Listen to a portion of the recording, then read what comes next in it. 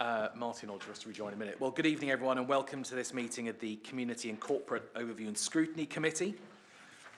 Item 1 is to receive apologies for absence. Apologies from Councillor Jane Ainsley. Councillor Catherine Glover is here as a substitute, and apologies from Councillor George Evans and Councillor Peter Harper is here as a substitute. Thank you very much, and welcome to Chetna as well for her first meeting this evening. And welcome back to Martin. Next item is to approve as a correct record the minutes of the meeting of the 20th of January. Are there any errors or corrections to be made? If not, can I have a show of hands? Oh, is that a show of hands or is that? Show of hands. All in favour? I'm abstaining. That's fine. No one to the contrary. We shall move on. Any declarations of interest in the topics on the agenda this evening? Nope. Public question time. Do we have any member questions from the public? No, there's no public questions or member questions, Chair. Right. Next item is the California Crossroads petition. We're going to consider the petition raised regarding California Crossroads that was presented at full council. Peter is presenting it. And just for the benefit of everyone else, it's 5 minutes for Peter to present the petition. We're treating, even though Peter is a member of this committee, we're still following the same process as we would if it was a member of the public. Yes, Pauline. Just a question of clarity. I've never seen a petition come to scrutiny before, so is this normal? And what's the normal process? Just for clarity, I'll read out the section of the Constitution just so everyone's aware. 3.5.4.3, officer giving evidence at a public council meeting. If the number of signatories on a petition is more than 750, then the petition organiser can request a senior council officer to give evidence at a public meeting of one of the council's overview and scrutiny committees about something for which the officer is responsible for as part of their role. The petition organiser will be given 5 minutes to present the petition, and then it will be discussed by members of the committee. Following discussion, the petition organiser will have right to reply of up to 3 minutes. So I think I've only ever seen petitions go to full council before. What's the reasoning for it going to scrutiny rather than full council, and how does that work? Yeah, it's been requested. No. It doesn't happen often. Yeah. If there's no more questions, so Peter has 5 minutes, then we'll go to officers, and then we'll have Q&A, and then Peter has the last word to sum up for 3 minutes. Okay. So whenever you are ready. Chair, if you don't mind, I'll stay seated if that's okay. Absolutely fine. Well, thank you for providing the time for me to present this petition to your committee, which has been signed by over 1,600 people, many of them local residents who regularly use this junction.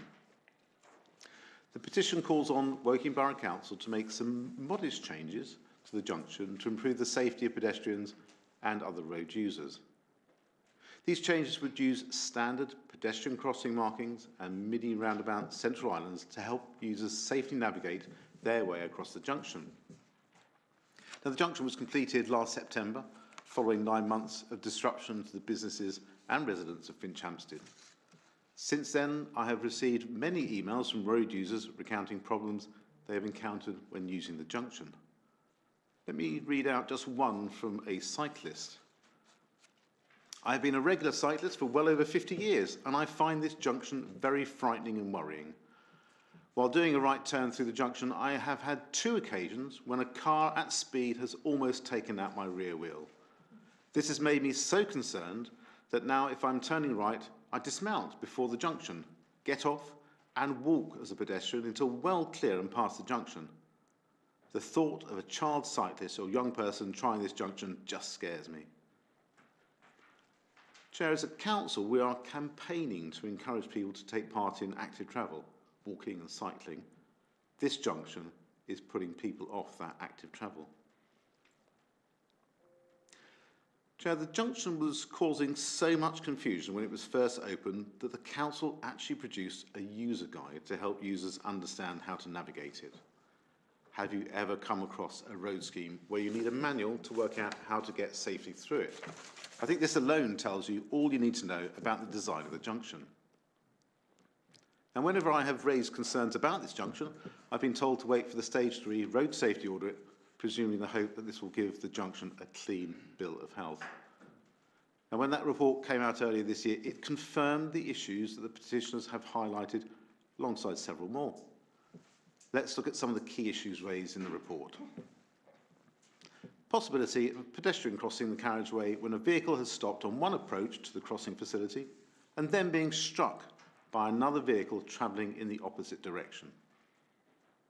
The safety experts suggest additional road markings be added to prompt pedestrians to look both ways. This recommendation was rejected by Woking Borough Council. Another one, new junction layout could be confusing to road users.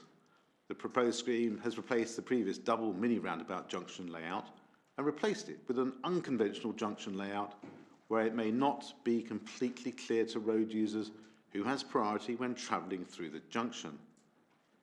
The recommendation here is that mini roundabout Central Island road markings are provided in the centre of the two individual junctions. This could reduce driver confusion. Now, the council have opted a wait and see approach, presumably in the hope that the call for changes will die down. Another one, lack of any road markings adjacent to the pedestrian refuge islands could increase the possibility of a vehicle colliding with the island, presumably possibly with pedestrians on it. It's recommended that hatched road markings are provided adjacent to the refuge islands. Again, Woking Borough Council rejected that simple measure. Now, these are just some of the key recommendations in the report that the council is not taking action on. In some of the WBC responses to the safety report, there are several references to the Manual for Streets. Now, the Manual for Streets, for those who have not read it, was produced by a team led by consultants, well, WSP, who were the same consultants who designed this junction. And let me quote from the introduction to the Manual for Streets. Manual for Streets focuses on lightly trafficked residential streets. Manual for Streets is expected to be used predominantly for the design, construction, adoption and maintenance of new residential streets, but it is also applicable to existing residential streets subject to redesign. Now, the junction at California Crossroads is not a lightly trafficked residential street. It's time to admit that the design is flawed and should never have been foisted upon the people of Finch Hampstead.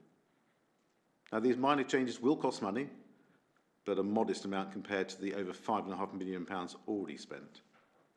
The medium-term financial plan approved by the Council at February meeting showed £400,000 unspent budget for the Crossroads project, so there is budget left which can be used to make these modest changes. Chair, it is time that the Council listens to the concerns of local residents, to the safety experts and ward members and makes the changes to the junction that this petition calls for. Thank you.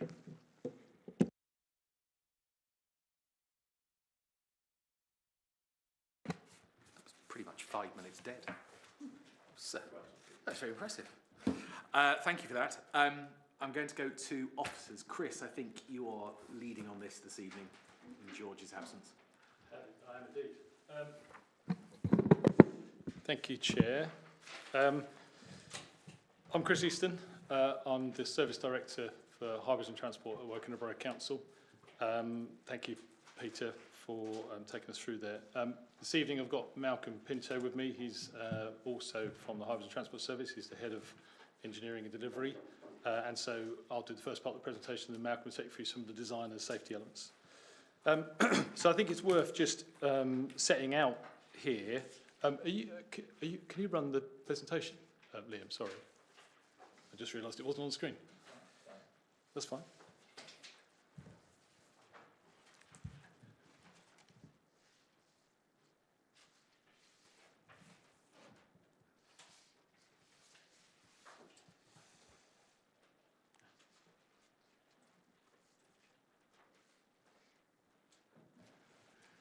Excellent, thank you. Yeah, next slide if you wouldn't mind. So, yes, so just obviously part of the introduction, obviously these are the items just going to quickly cover through, and I think it's worth just running through the scheme history just so we can all understand where it came from to help us with our discussion. So, associated with the Arborfield SDL, which was adopted as part of the Council's core strategy in 2010 and secured under planning application 2014-2280, works were identified at the California Crossroads and secured for delivery through the relevant consents and Section 106 legal agreement. The agreement was dated 2nd of April 2015. If we just go to the next slide. Oh, is it not playing? This is a PDF, is it? Yeah, sorry, I'm out of it, is it? I thought I only had it. Sorry. Sorry. That's all right.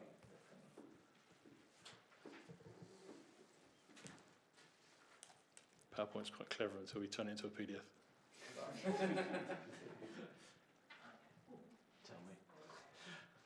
That one there. Right. So, so the image on the screen now is drawing ITB 9092 GA014. Apologies, thought it was worth reading it out.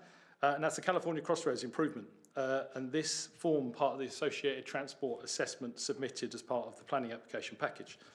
And highlights the examples similar to what we've now seen delivered at California Crossroads. And on there are obviously some examples that were used through a whole series of workshops, parish workshops, and using a specialist at the time, Ben Hamilton Bailey, who was the key designer for Poynton, a scheme that's won many awards in the country. And at that time, when this work was being developed, the parish council that we were working quite closely with at the time, in Champstead, actually took a visit up to Poynton to kind of visit the scheme, understand the principles, came back, and obviously we're very supportive of that approach and have been since then. The transport assessment submitted, as I say, was part of the plan application, included the full review of the potential highways impacts associated with the delivery of the housing. The assessment included strategic transport modelling and local junction models based on traffic survey data at the time. The overall planning application was consented at the planning committee, having demonstrated the effects of the development had been mitigated. And that's the mitigation of the whole wider package for the Arborfield SDL. The mitigation package included the proposals at California Crossroads, which obviously we see on the screen and delivered today. Many other junctions were also carried out by the developer or through Section 106 funding, some of which included the Arborfield Cross Relief Road and Barkham Bridge, which were delivered by the council.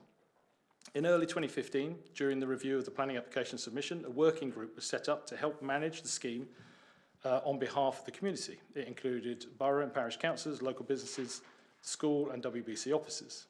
And the vision created for the working group is on the screen. And that vision, I don't know if you need me to read it out, I may as well do. Our vision for California Cross is to deliver an attractive environment and a vibrant and viable local centre at the heart of the community. The scheme will be a high in quality and imaginative in design, with a focus on materials, landscape and attention to detail. It will encourage access by walking and cycling, safe for users, and a distinct design character that identifies innovative ways to allow the pedestrian and traffic to coexist. And that was from the group. So moving on, the planning application was then dealt with and considered at planning committee. At planning committee, the main constraints along the Narma Ride is California Crossroads, where currently, this is a section, I should have corrected, it's a statement. This statement was included in the planning committee report, which formed part of the planning application decision. And it states, the main constraints along the Narma Ride is California Crossroads, where currently there are intermediate peak hour delays and increased delays which would be expected. Mitigation alternatives have been examined. And if you wouldn't mind just clicking the mouse for me.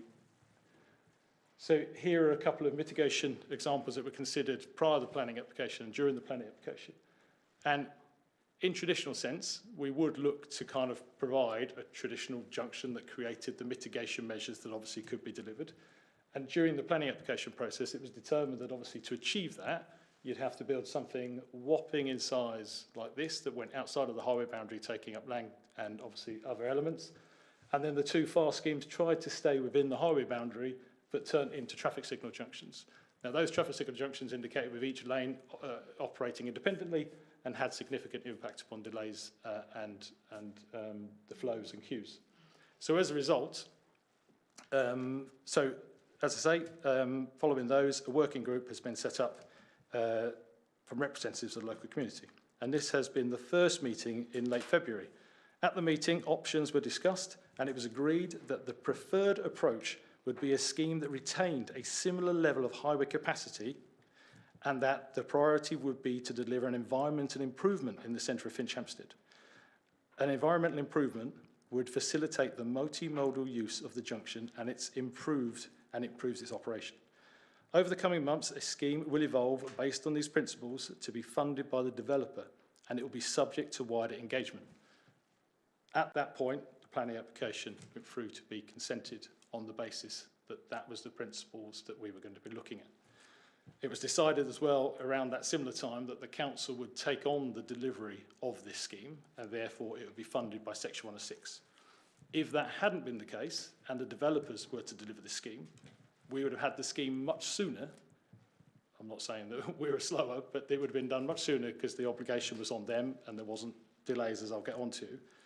But it wouldn't have gone outside of the highway boundary. So the improvements around the shop frontages and the additional pieces leading into the car park and the access would not have been included. So the council promoted the consultation from this scheme after the plan application in the usual ways, and not as unexpectedly, it was picked up by the local media. So if you click on the next tab, Liam, these two images, the top image is dated 2018, and it's a concept image that was included in Wokingham Today as part of the consultation. The image below, which it looks like Liam's going to try and help us see better,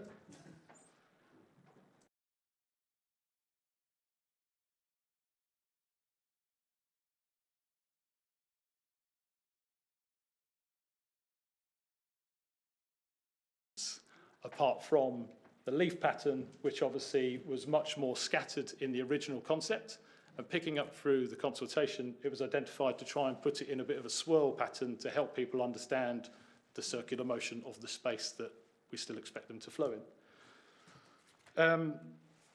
The article included the illustration as shown on the screen, and obviously the photo 2026. Following the public consultation, some changes were made, taken on board, received comments. Malcolm, I think, is going to include a bit more about that later, but obviously we did reach out to not only the public, obviously to the fire brigade, the police, ambulance service, guide dogs for the blind, and all the usual parties that the council involves themselves in consultation.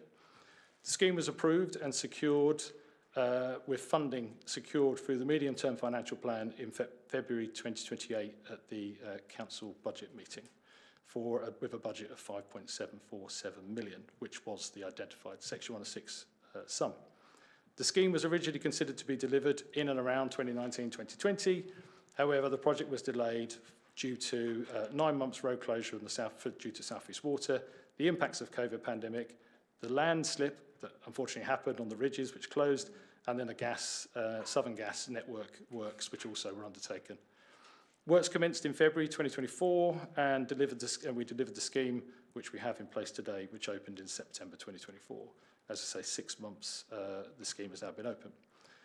It is worth also noting that it isn't just what we see on the scheme, but it also included some other vital works, which included drainage works to reduce the risk and the extent of flooding, which obviously we've seen several positive comments and had received comments on that fact alone. And obviously the road construction to improve the surface and its durability for a much longer period of time, considering our network deteriorates faster than sadly we can maintain it. Next slide, if you don't mind.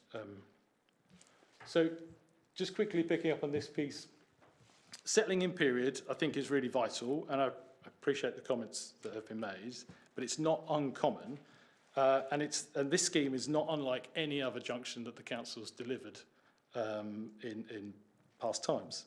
And I say that in terms of its initial concept around how it will operate and its safety. Two examples I give you of that is a Station Link Road and Wokingham Marketplace. Both resulted in challenges and or discussions at this meeting, ONS, where obviously we debated those schemes, Marketplace in particular. However, after a period of settling in, both have proven to be fantastic projects in terms of traffic, significantly improving the traffic flow in and around the station area, the town, and obviously improving the character of the area, with Marketplace now being a fantastic facility used by all. And I think, just to highlight at this point, the petition that was submitted, and again, we welcome any challenge, the petition submitted highlights, I know, Malcolm, you've got some of that covered off, but the petition, we've had a look at the period of time that the petition was submitted and obviously reported to, signed up for. And we see that the figures were high, I think 600 in the first month, I think 500 in the second, 400 in the third, and it tapered off to 20, 30 and lower. Very similar to the patterns that we expect with a new junction, when we ourselves receive those levels of concern and complaint. And we receive very similar levels of concern and complaint with every junction we open it. It's new, it's a challenge, we allow it to settle down, and we end up in a similar position, with safety obviously being one of our key focuses. So with any change to the highway, approach to the road, like with water on a carriageway or signalised junction where the signals have failed, as a driver, drivers are expected to approach with caution.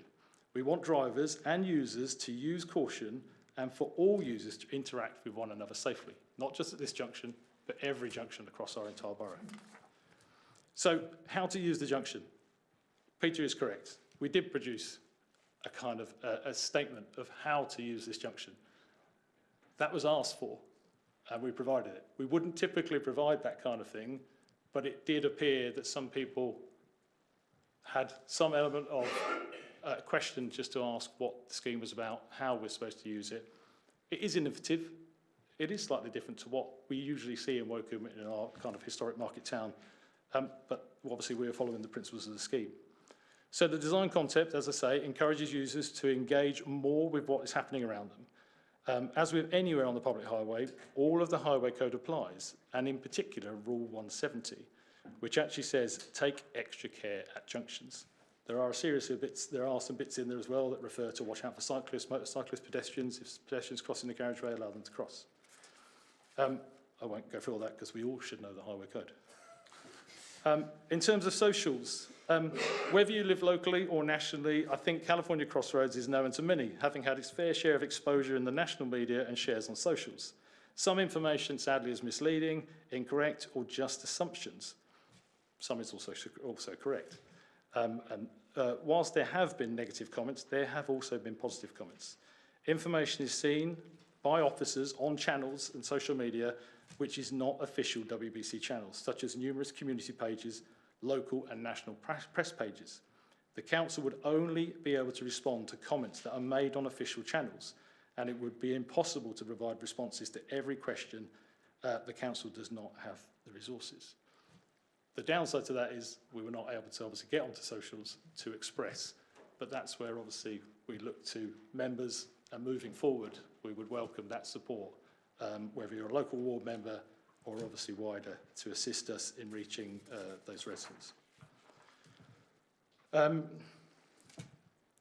We also, just on the screen, you can see on the far side there, we do receive obviously some positive comments as well when we looked on social media. This one I posted because it was an anonymous post. I didn't want to show somebody's name. But in this one, I think it was quite an interesting one because obviously it was quite a balanced response that received over 200 likes and 110 plus comments, all of which actually were relatively supportive or relatively balanced. So when you had some negative comments, there was a lot of negative comments that followed. When you had positive, we also saw some positive. And again, looking at the petition, sorry if I covered anything off, we appreciate that obviously, you know, I think it was 1,300 that were identified through Democratic Services. Obviously, there's 180,000 residents in the Wokingham, and there's 12,500 residents from the 2021 census data in Finchampstead, suggesting that obviously there is still a good proportion of residents from Finchampstead that either have stayed mute on the point or have not felt the need to sign up to the petition. I'd just like to mention as well awards. So the scheme has been well received by the industry from colleagues and contacts that we all have. And we have also worked with design consultant, and we've put forward this scheme to the Chartered Institute of Highways and Transport for their awards in creating a better place category. So just out of interest, the award category for these schemes and projects is to create new places or improved existing ones that have demonstrated how the change has met some of the following objectives. And the criteria is support an increase in active travel, create an inclusive environment, creating ease of movement for all users, improve the safety and health of the public, improve the quality of the place where the scheme is situated, has provided both environmental, social and economic benefits. And we believe we've met all of those criteria. And we've submitted ours to be shortlisted, with obviously the awards to be identified if we're successful later in the year. So, apologies, I've given you a lot of information there. I'm just going to hand to Malcolm to take you through some of the design and safety aspects.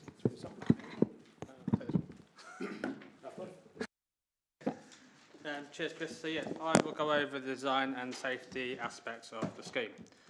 So, the design of the scheme, as you've heard, stems from the assessment and design requirements set out within the planning application and the working group vision. In order to achieve this and make the scheme a reality, we appointed the assistance of WSP, who are one of the largest multidisciplinary design consultants. They have a global reach, working all over the world, and in the UK they're working on major projects like High Speed 2, Crossrail, Hinkley, and are one of the main designers for national highways. The designers would like to draw you to some parts of Manual for Streets and the design guidance that we used to develop the scheme. So DFT advises Local Transport Note 108. Regulations and technical standards have a key role in the delivery of good design. But if used as a starting point, they may also serve as a compromise to achieve the wider objectives. A standard-based template view for a road junction design, for example, is inappropriate. So that's from LTN 108. California Crossroads has been designed and guided by Manual for Streets. And one of the other paragraphs in there says, imaginative and context-specific design that does not rely on conventional standards can achieve a high level of safety. As stated by the DFT, for too long the focus has been the movement function of the resident streets. The result has often been places that are dominated by motor vehicles to the extent that they fail to make a positive contribution to the quality of life. Manual for Streets demonstrates that the benefits that flow from good design and assigns high priority to pedestrians and cyclists. Setting out an approach for residential streets recognises their role in creating places that work for all members of the community.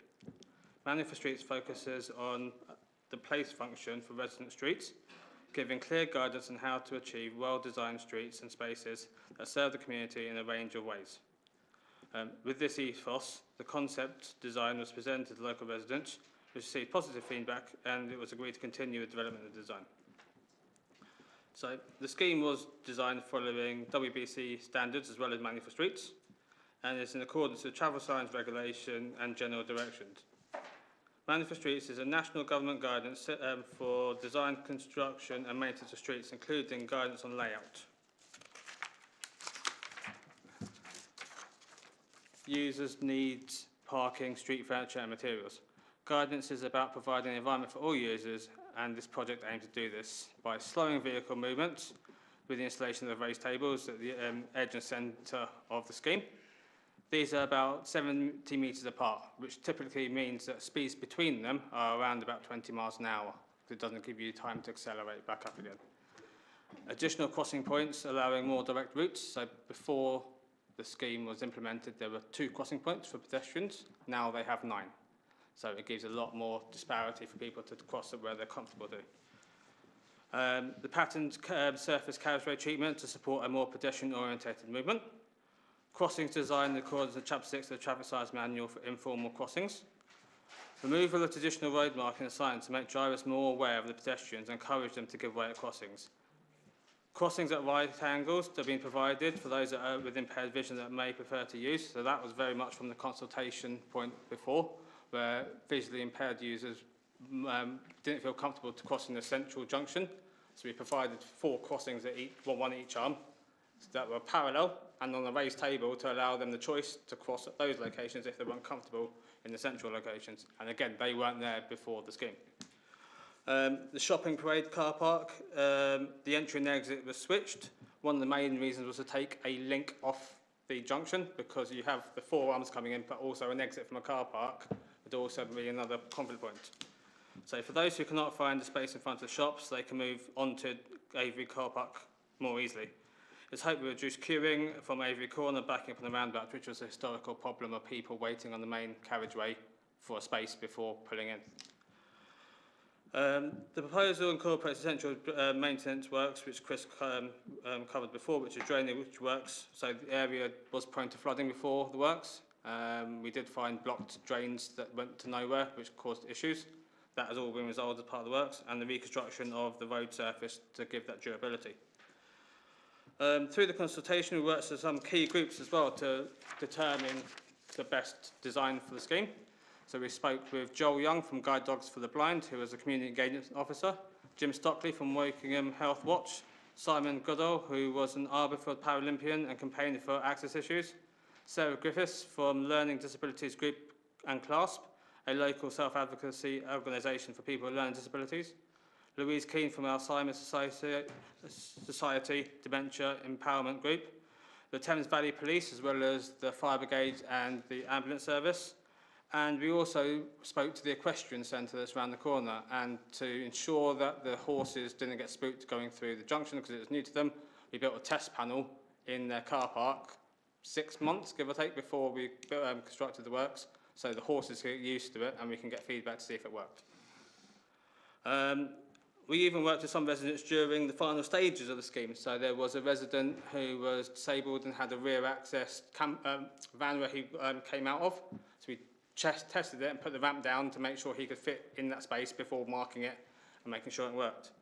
And then we have also met with another resident again since the scheme's opened and worked again with Guide Dogs for the Blind.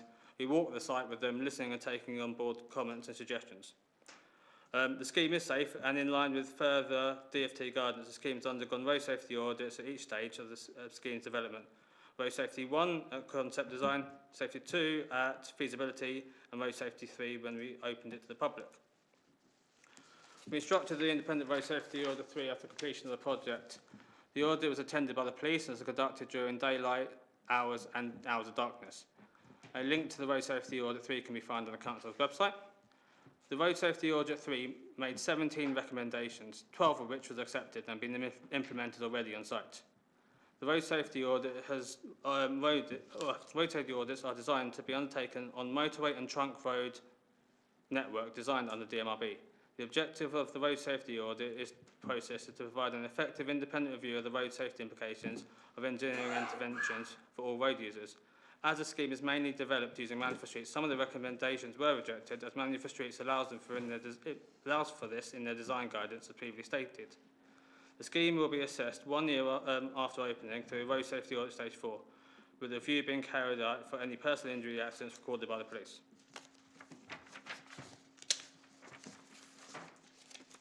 And then next slide. Sorry. So the petition submitted by Councillor Harper, we're going to cover over a few key points and address them with our answers. So the recently finished project doesn't use standard road markings detailed in the highway code, instead painted with coloured leaves and abstract patterns. This causes confusion amongst drivers and pedestrians about how to use the junction. So like Chris said earlier, the scheme encourages users to engage more with what is happening around them, as with any on the public highway. As I've highlighted already, the scheme is designed, including its markings with the leaf pattern, are compliant with the use of in line with DFT guidance. To state the junction is confusing does not correlate with there being no supporting accident data and many people are using the junction as intended safely. The highway code states take care of junctions. The next point is the inclusion of raised platforms was to slow traffic on approaches to the junction, but these are too low to be effective, allowing cars to negotiate the junction at speed. The raised tables are there to provide a safe place for residents to cross from the main junction. This gives them a choice based on their needs and confidence. As I said before, prior to the scheme, there was only 2 crossings, now there are 9. We are currently undertaking post-construction surveys and have noticed that the average speed through the junction is maintained at around 12 miles an hour.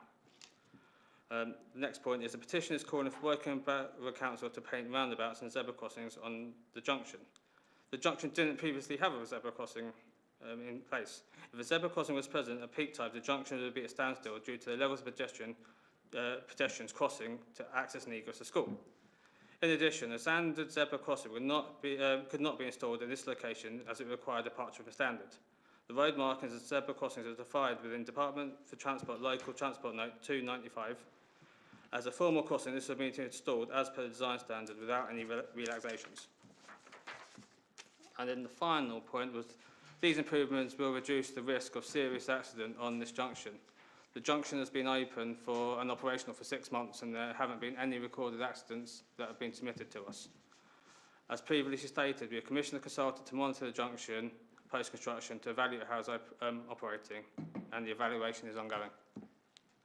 And that's the end for questions, or is it back to Peter? Question. I was just going to ask if the exec member, I know you had to make a point, Mark, as well. Martin, did you want to say anything, exec member? Just a short.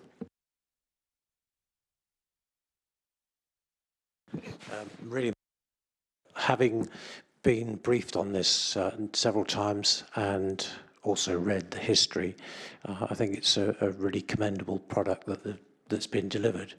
It started way back in 2015 and now in 2025. Due to circumstances mainly beyond our control, we've actually got an excellent piece of work, innovative, and I wish you well with the, I'll say the prize, hopefully the award for the next stage. But it has looked interesting. It's been changed. Change isn't easy for people to cope with. We all get those jitters just after it's happened.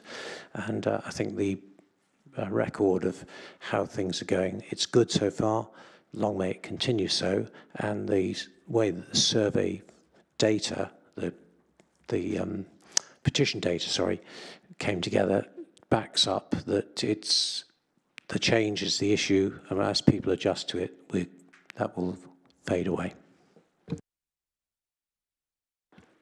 Mark. Thank you, Chair. I'm Mark Ashwell. I'm Executive Member for Business. As a councillor and with a family home in Finch Hampstead, I remember this proposed project well, as I was actually part of the Conservative administration that approved it in 2017-18. It was a cutting-edge proposal to create a shared space for pedestrians, cyclists and motorists. It also to create a village centre, and little did we know, a tourist attraction. Our current Liberal Democrat administration, I'm now privileged to be part of, were very brave and stuck to it. And I can't thank my colleagues enough for that. And I'm proud to say it works exactly as planned. I believed in it then, and I even more so now. We got a sense of place. It's designated as informal, and if you introduce something formal, like a zebra crossing, it makes it a standard road junction. It's now a road junction and a village centre. Cars, pedestrians, cyclists in harmony. I'll tell you what, poetry in motion. Smiles on faces. And it's great for business, and it's actually attracting some national brands.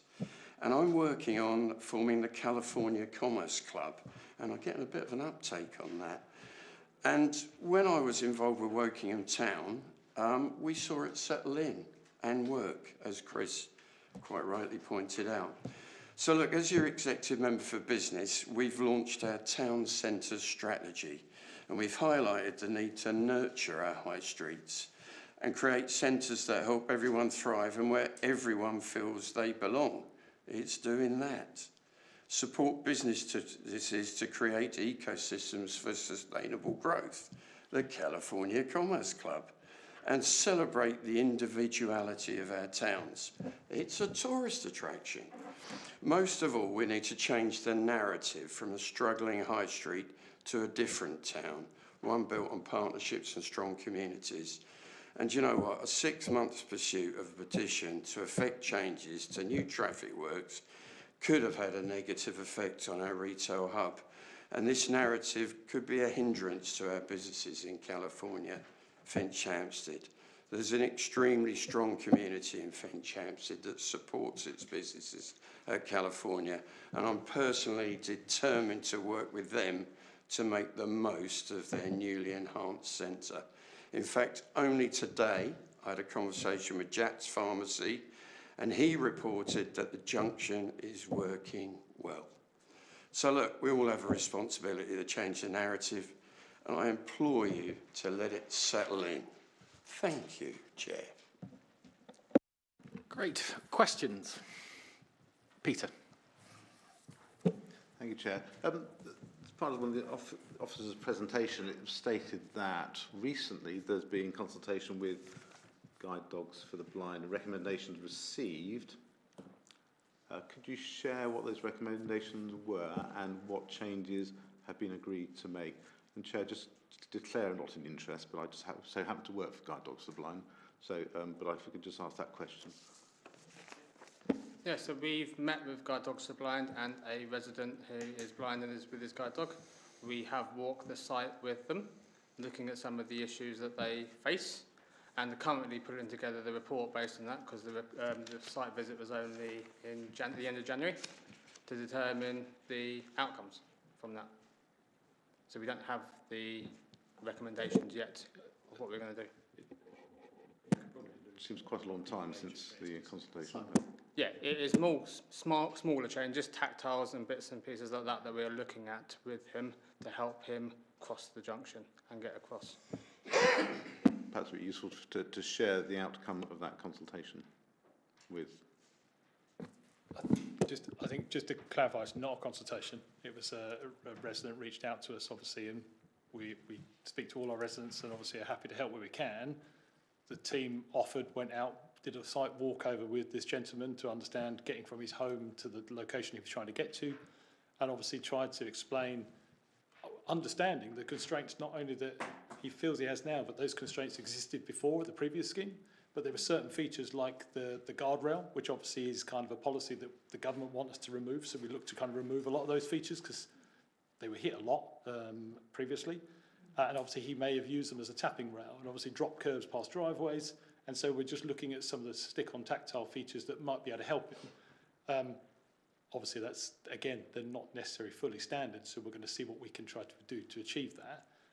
But it's something that, again, we need to kind of be creating. If we kind of roll some of these features out, which is why we can't go into too much detail, because if we roll them out, it's the kind of request that we could get across the entire borough, and then we're doing lots of extra stuff that aren't even in standards or aren't even in. So we're reviewing it, we're seeing what we can do, and we're going to work with him and others just to what we can do to improve this junction and others if we can help our residents do that.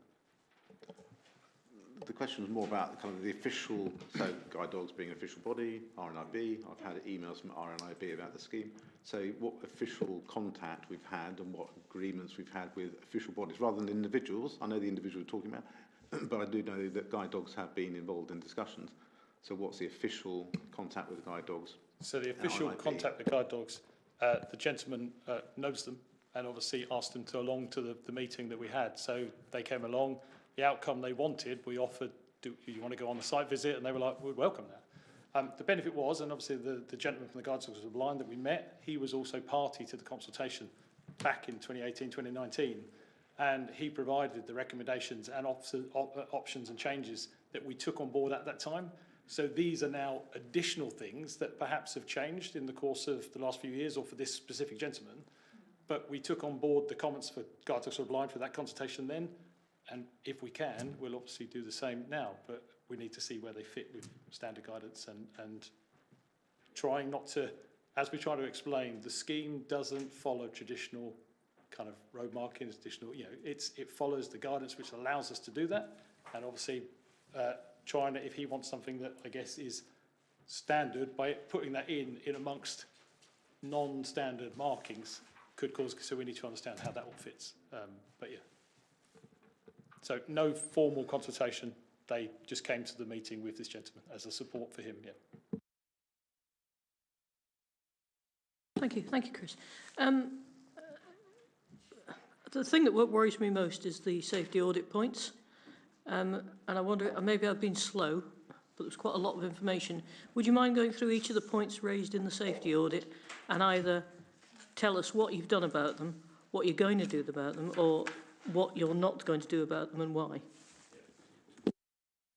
Malcolm, if you don't mind, but I think I provided, I don't know if it was live, so when we produced the cover note, in that cover note there is a link which takes you to that document on the council's website, and I must add, there is nothing we've told anybody tonight that isn't already on the council's website. Everything's in the public domain, so apologies I ended up reading several web pages, but everything is there for everybody to see. I don't, people do not read the entire council website. That's not what websites do. That's why we've done this. But what I'm meaning is everything is publicly available, and we've made sure the tally crosses. So would you mind just briefly going through each of the points in the safety audit and telling me what you're going to do about them? There are many on there, and they are. Is what? Yeah, that's. Okay. Yeah. So I'm not worried about the things that they're happy with. So there's the key ones that you want us to. It's the key ones, yeah, exactly. So I will summarise some of the ones we've accepted, and then obviously go into a bit more detail about the ones that we rejected. And terms accepted and rejected are stated as what you have to use as part of the design decision logs. So insufficient skid resistance, we accepted that, and we have the use of higher PSV leaf pattern to meet that. So that was one we accepted, and we made the change in the early design.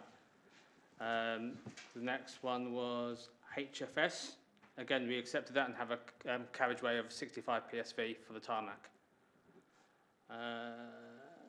So they're going back onto Yes, these are this is stage 3. So that was road safety audit 1. This is now road safety audit 2. One of the ones that the road safety 3 auditor brought forward into the audit.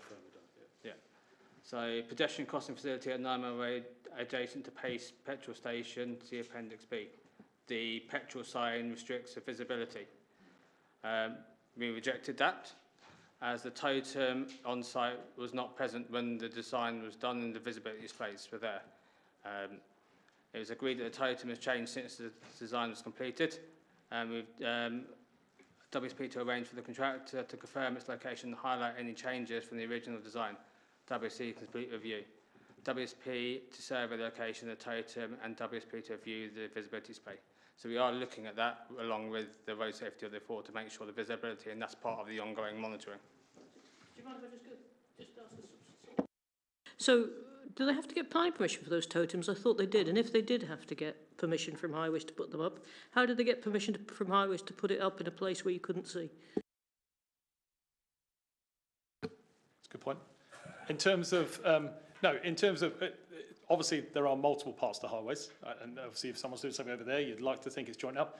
In respect to this, we can't find any record of that being done. So obviously we need to understand we don't want to cause issues to the petrol station. We need to have a look at that and understand when that totem was changed.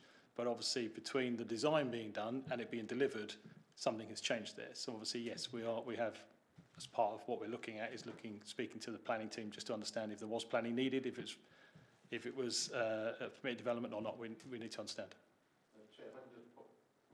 As a local councillor, I mean, they've always had a totem, and they had a new one put in for their 100th anniversary with Pace, whatever it is. So it was a brand new one, but they've always had a totem. I don't think it's significantly bigger or, you know. Yeah, so the last totem set further back and was a lot smaller in size, so width-wise. So obviously the wider it gets and the taller it gets, the visibility just needs to be checked to make sure it's okay. But it's picked up by the auditor. We obviously couldn't have accounted for it because we didn't know they were going to change at the time. And that's just from the project point of view of the council. We need to look at that part of the planning. It is worth just clarifying, though, that you can have objects in a visibility display. And obviously that's the bit we need to understand, because obviously you can see before, you can see after, what's the risk, what's the size of it, does it impact? That's the assessment that needs to be undertaken. I've got a recollection of a long discussion about temporary boards on junctions that previously which had to have permission.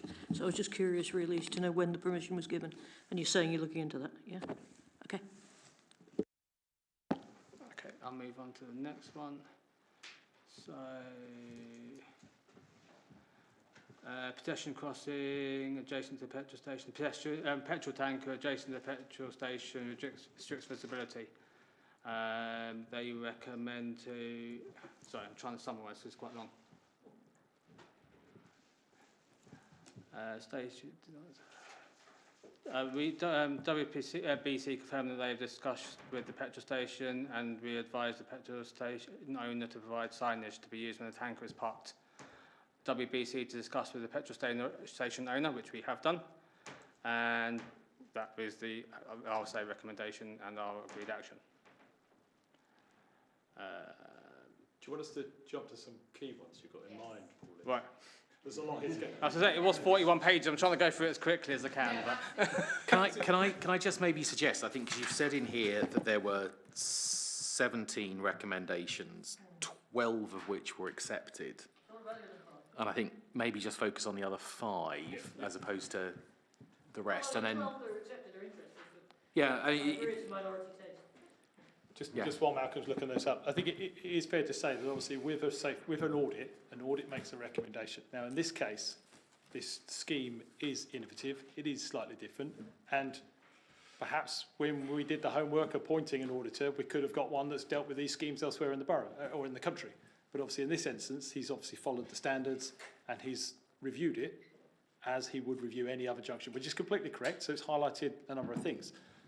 I think one of the ones which we'll get to, which is probably pertinent to this conversation, is obviously the roundel in the middle of the roundabout. Now, the roundel in the middle of the roundabout that's been made reference to, as far as we're concerned, it's not needed. And the reason for it not being needed is for, I mean, kick me if I say wrong, but in terms of if it was to be a roundel, like a roundabout site, a symbol, a proper roundabout, then all of a sudden the scheme becomes a roundabout. And with a roundabout, it has to have the signs, the markings, the giveaway signs, everything has to go, and then all of a sudden the concept of the entire scheme is lost. Just stop you there. And I mean, for my mind, what we should be interested in is the outcome of the safety audit. Otherwise, there'd be no point in having a safety audit. So what I'd like to know is what you've rejected, why you've rejected it, and what you're doing instead if you know, to deal with it, or why you think the recommendation's wrong, which is perfectly valid. In terms of that one, that's why we believe that to be wrong, because it changes the fundamental scheme entirety by taking away the kind of the leaf pattern, taking away the uncontrolled crossing. So why did the safety auditor think it was necessary? It was, well, you've got the details there, but it was picked up from comments that were made for people. yes, there's comments on site from people that they overheard and spoke to, but additionally, the road safety audit is undertaken under DMRB, which is for motorways and trunk roads. Manual for streets is what we use to design this scheme, and that is used for more village, town centres, local roads. So the question there is that the appropriate standard to use at this junction, which is quite busy and is used by people who don't necessarily live in Finchampstead? I mean, I go through it all the time. There's a lot of people who will have come from, you know, Basingstoke or whatever that will be going through it. So it's not something that people are going to get used to because they may not go through it that often. So all I'm really interested in is what the safety issues the auditor found were, why he raised them, and what you're doing about them if you've rejected them or why you've rejected them. That's all. Yeah, I'll go on to the first one, or second one that's rejected. I've already covered one already. So this was parking outside the shops area. We've removed the footway. So before you used to have a curbed footway outside the shops for people to walk on, and then the area for the vehicles. We've now made that a shared space area. We noticed a lot of people didn't walk on the footway, it wasn't that wide, so they're walking into the road before it was there anyway. So the auditor has said to put, I'm summarising, a white line there to determine for where pedestrians are and where vehicles are. We've rejected that. There wasn't enough room to expand the footpath for the new layout. And consequently, drivers should now expect pedestrians to be in their path from time to time, fostering increased driver awareness of the situation that was happening before. Additionally, drivers are now required to avert into spaces so they can drive out forwards and have a better visibility of pedestrians that are around the area. So the agreed action is we are mindful of the public feedback, so we've asked WSP to review video footage and gather further observations, then we'll relook at it under Road Safety Audit 4. Okay, right, I need to find the next one, sorry.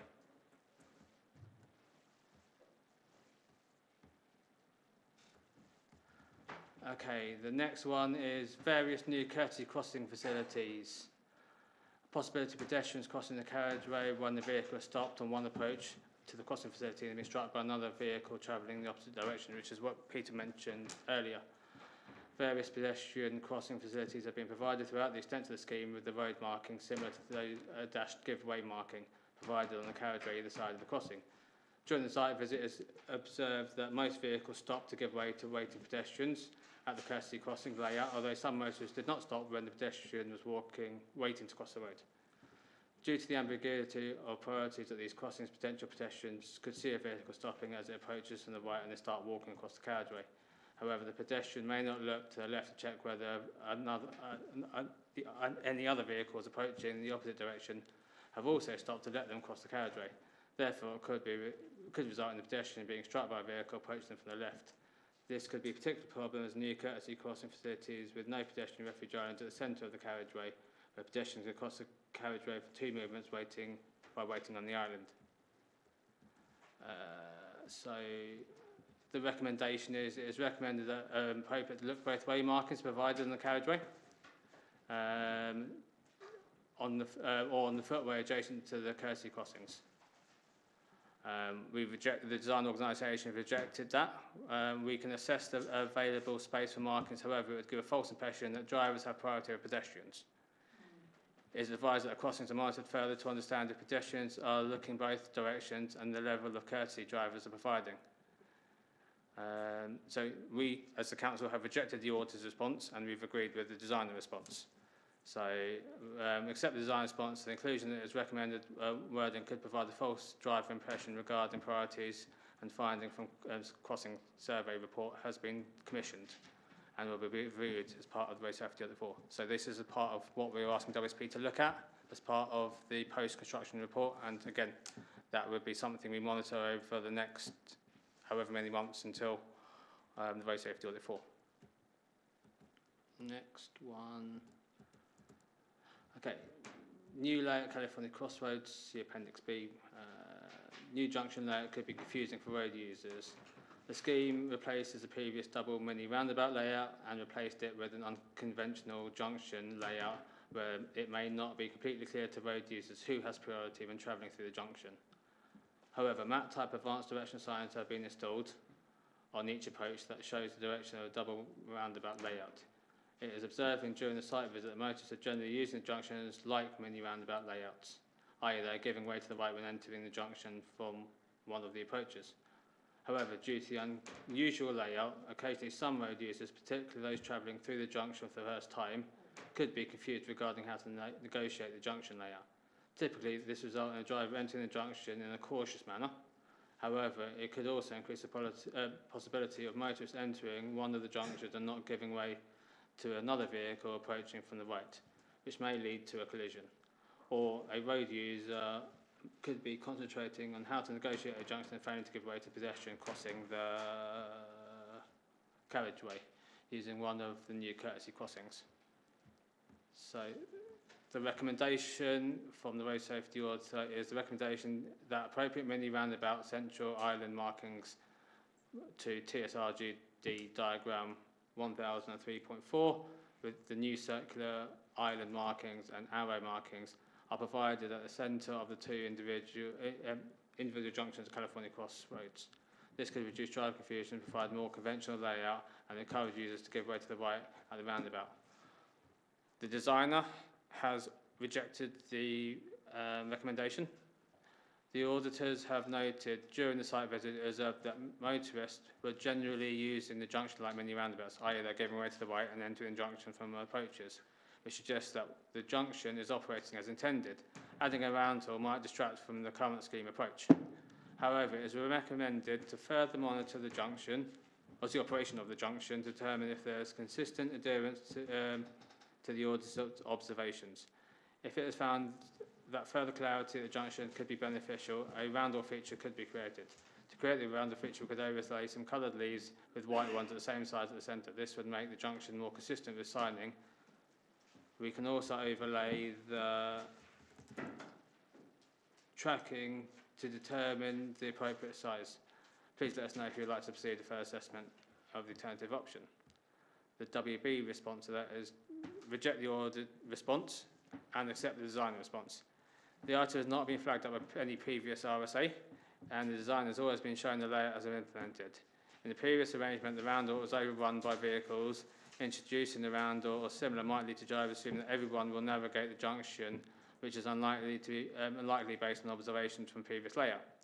Implementing the TSRGD diagram 1003.4, the roundel would go against the whole design philosophy at this location and provide potential tracking issues, risk providing vehicles with false impression of priority, and further require additional signage to accommodate.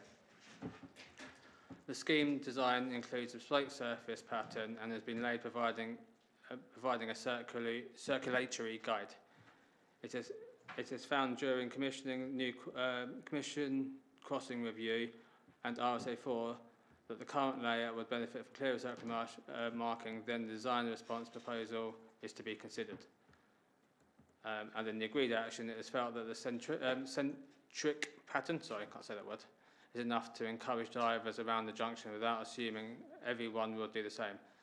WSP to observe the driver behaviour at the junction and provide feedback to WBC. This will be undertaken before the road safety audit 4 is completed. So the common theme I've heard, I think, on these things is that you've designed this based on the manual for streets, which treats it as a small junction in a village setting. Because the things that the auditor is bringing up, for instance, in the last one, said, well, you know, people who use it regularly, people might have a problem when they first use it. So that sort of implies that you're not expecting many people to have used it for the first time, and you're not expecting many people from out of the area. How do you decide what standards you use in these designs? How do you decide when to use manual for streets versus? It's used multiple. I mean, manual for streets is a starting principle, but it has used, you know, it's got recommendations in TSRGD about what we can and can't use, and obviously there are DMRB standard elements in there too. Yeah. So it's a combination. I mean, obviously that's why, as Malcolm indicated, we appointed a specialist consultant to help us with this design. Yeah, but you also appointed a safety audit who doesn't seem to agree with your specialist consultant. Elements of it, but obviously in terms of the design principles of what we're trying to, which is innovative, and we have to kind of break some of that mould. There isn't anything in there that's fundamentally recommended you have to change this. So we're going to monitor it, and we're going to undertake that road safety review. And as we've highlighted, there have been no reported accidents in the 6 months of it being opened, and it's working well. We've got to try these things and well, do we something. We don't have to, but yeah, I mean, if it works, I don't care. Is my view.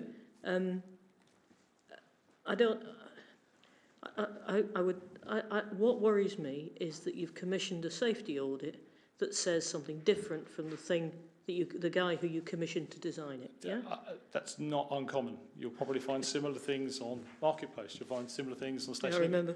There will be measures on there, and that's the piece. They are recommendations. And obviously, we are the highway authority, and we have the ability to, if we believe that is acceptable, we can agree with the design's response, agree with ourselves, and take on that kind of function. So you don't believe that that with the level, or that this is a problem for people who've never seen it before? Well, it hasn't been. Everyone saw it for the first time that use it now on a daily basis. I don't know. I've heard quite a lot of feedback from people who've had near misses and all sorts of stuff like that. Now, obviously, a near miss is not, and you know how often things do not get reported as well. So I'm just interested in the safety audit, and the fact that you're having commissioned a safety audit, you're essentially chucking out 7 or 8 of the recommendations because you think actually the design is more important than the safety audit recommendation. We're not chucking them out. We've said that we're going to monitor them. Okay. We are monitoring some. So far, the scheme is working. And it's delivering what it's required to deliver, and what we're expecting it to deliver, and what the obligation set on the council for the legal agreement delivers. So you're saying it's work in progress, is that what you're saying? Well, everything's a work in progress. If something was to happen on the network, we'd review it. If an accident happens, we'll wait for the police report, we'll review the causation, and we'll determine the best course of action. So would you be able to give residents some sort of reassurance that that you'll continue to monitor this, and if it is proven to be dangerous or very difficult for blind people to use or whatever, that you'll do something about it? Is that what you're saying? I mean, that's what we're doing right now. Yeah. I mean, a stage 4 audit, which is part of that formal process, gets undertaken a year after the scheme opens, which reviews accident data and considers how the junction operates. Now, just take you back to one of the pieces I've mentioned. When a junction fails, like a signalised junction fails, people approach it with caution. We don't typically get accidents at these places.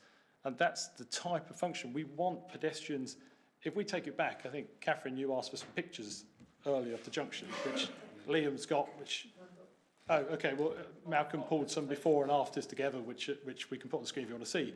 But in that, Liam has them, but I don't know if you want to show them or not. But in that, that's the kind of, it kind of shows what it was like. What it was like before was that kind of constrained,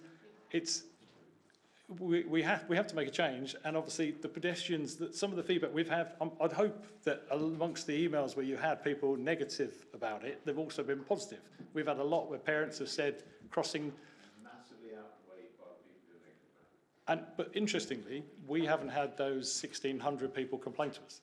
We haven't had those, the petition says it, and I'm not saying they have to send them to us. Chair, can I just but respond to that? We have had some complaints, and we've dealt with the complaints. The reason they're not coming to you is because this is not the first petition that's come to this council. The first petition was before the scheme was started, asking the council to rethink the scheme. That was ignored by the council.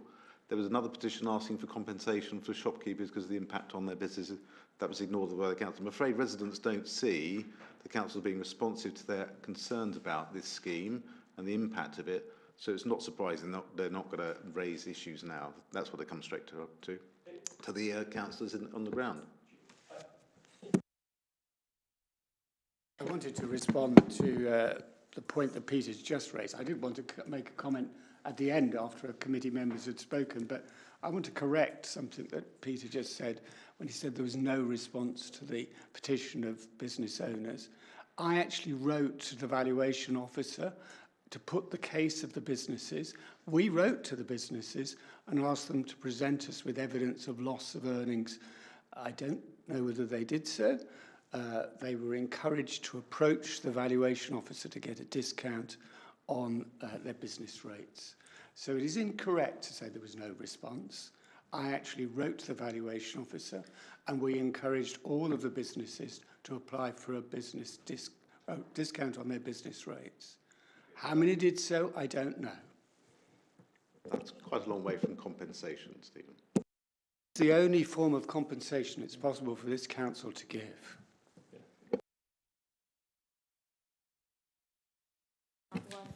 I was part of the Wokingham regeneration, and at the time I was told exactly the same thing. That was in 2019. The only matter of compensation you get is through the rate office, which I sent off to the head office to do with. So, and I was told that in 2019. So, sorry, I don't normally. Thank you. Right, where did we get to? I cut you off mid-sentence, I think. So I think I was probably, I'd got to when you use the manual for streets versus when you use something that the safety auditor would love. If you can ever find anything that the safety auditor loves, which I'm not sure. So what's the cut-off? So there are many, many different design guidances out there. You've got DMRB, Manual for Streets, TSRGD, so that's traffic signs regulate, traffic signs manual, traffic signs manual, and you find the standards that best fit the design that you're doing, and that is why we have WSP, who are our design consultant, and they look through those design standards. Their designers base their designs on those guidance and standards to come up with the scheme. If it wasn't compliant with those, we would have needed to do a departure to the DFT. We haven't, because it meets the standards provided by the DFT.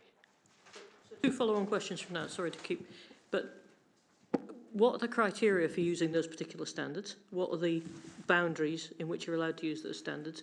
And if the use of those standards was legitimate, which I presume you're about to tell me it was.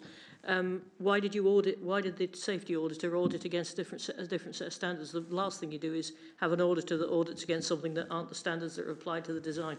So the road safety audit is guided by GG 119, which is their standard for road safety audits. They specify that all road safety audits must be undertaken under DMRB. There is no road safety audit for manual for streets, for TSRG, GD, and traffic signs manual. So therefore, the council, I don't know the year, but decided that all schemes would undertake a road safety audit for basically an independent check of the scheme. So they have to do the audit under DMRB, but obviously we can use other guidance, but doesn't fall into the audit category, and that's why they audit it under DMRB, and the other ones are outside. Yeah. So final question for me.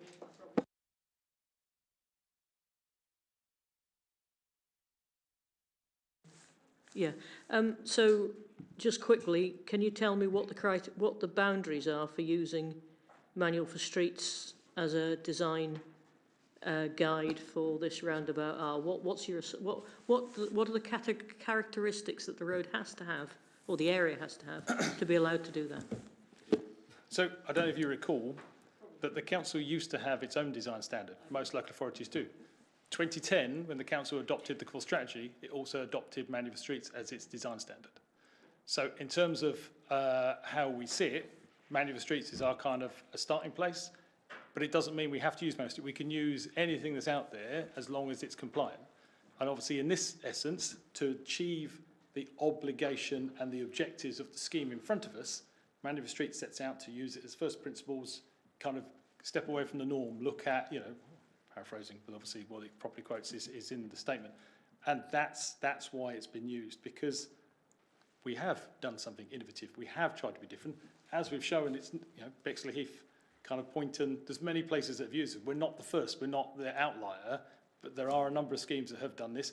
They probably had very similar comments on their audit, but somebody had to be brave to kind of go, we need to do something different. And that's what we've tried to be here, but we are going to monitor it, as we've done, and we'll continue to do it. And if there's an accident, like there's accidents happen across the borough, we have to monitor them, and we do review them, looking at the causation, and will affect from there. But yeah, we need, it has settled down, it's much quieter. We haven't had, after the first couple of months, which, yeah, we all had noise, which, as I mentioned, we get from every scheme, we haven't had them.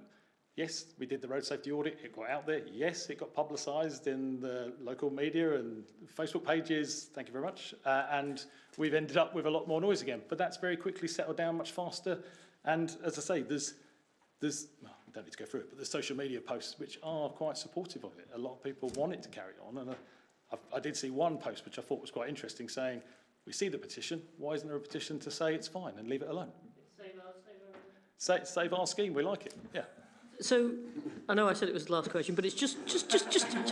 Be nice. Be nice. I'm being nice. Just following up.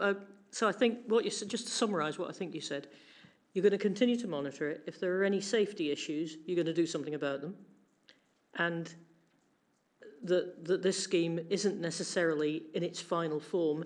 If there are safety issues, you'll deal with them. Is that what you're saying?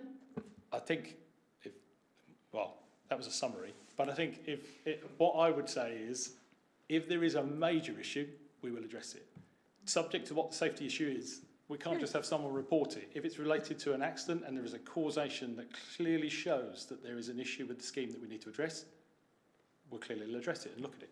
But as it stands, we're going to monitor it like we've monitored Marketplace, like we've monitored the rest. We'll get to the road safety audit stage 4, review any accident data, review whatever findings and monitoring we've had between now and then, and I'd like to think it will continue as a scheme that becomes something that people go and look at, because it is interesting and it does its job. People slow down, they drive through it, and it does the function it's supposed to do. Okay, thank you. Cool. Mary Louise. Sorry, bouncing up and down with eagerness. No, thank you. No, absolutely no. It was very interesting. Having read all those lists as well, I don't need them read out again. I will just say about, I would just like to ask about the videoing, like the recording, and how that is going to play, because I was genuinely impressed which I haven't always been, at the level of and the nature of the consultation that went into this, yeah, because it was part of, you know, a change that was happening that people knew was going to be happening, sort of the expansion of housing and so on.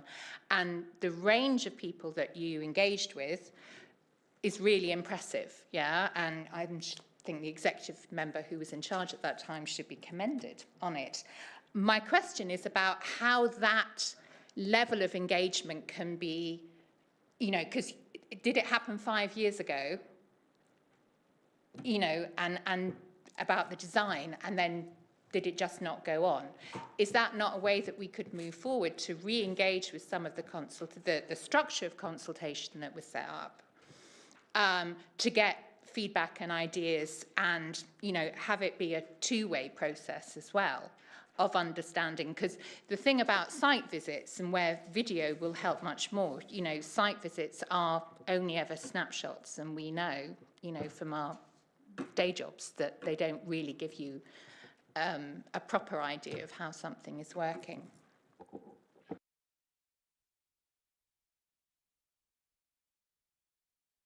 So, there was a period of time, as you say. Yes, there was a large period of time before when the scheme was due to be implemented, which I think was 2019, 2020, to when it actually got implemented. Obviously, Chris went over the issues of that, so I'm not going to go over that.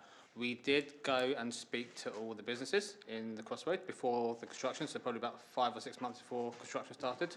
We also held a town hall in December 23, so we worked with the parish and asked them for the name of the parish building. It's gone. The hall, the parish hall, yeah. No, thank you very much. The Ratepayers Hall. So yeah, we used Ratepayers Hall, and we had a morning and afternoon session where residents can come and speak to us, and that was to discuss how the works were going to happen around the junction, how they can get around the junction, and also what other questions they had about the junction.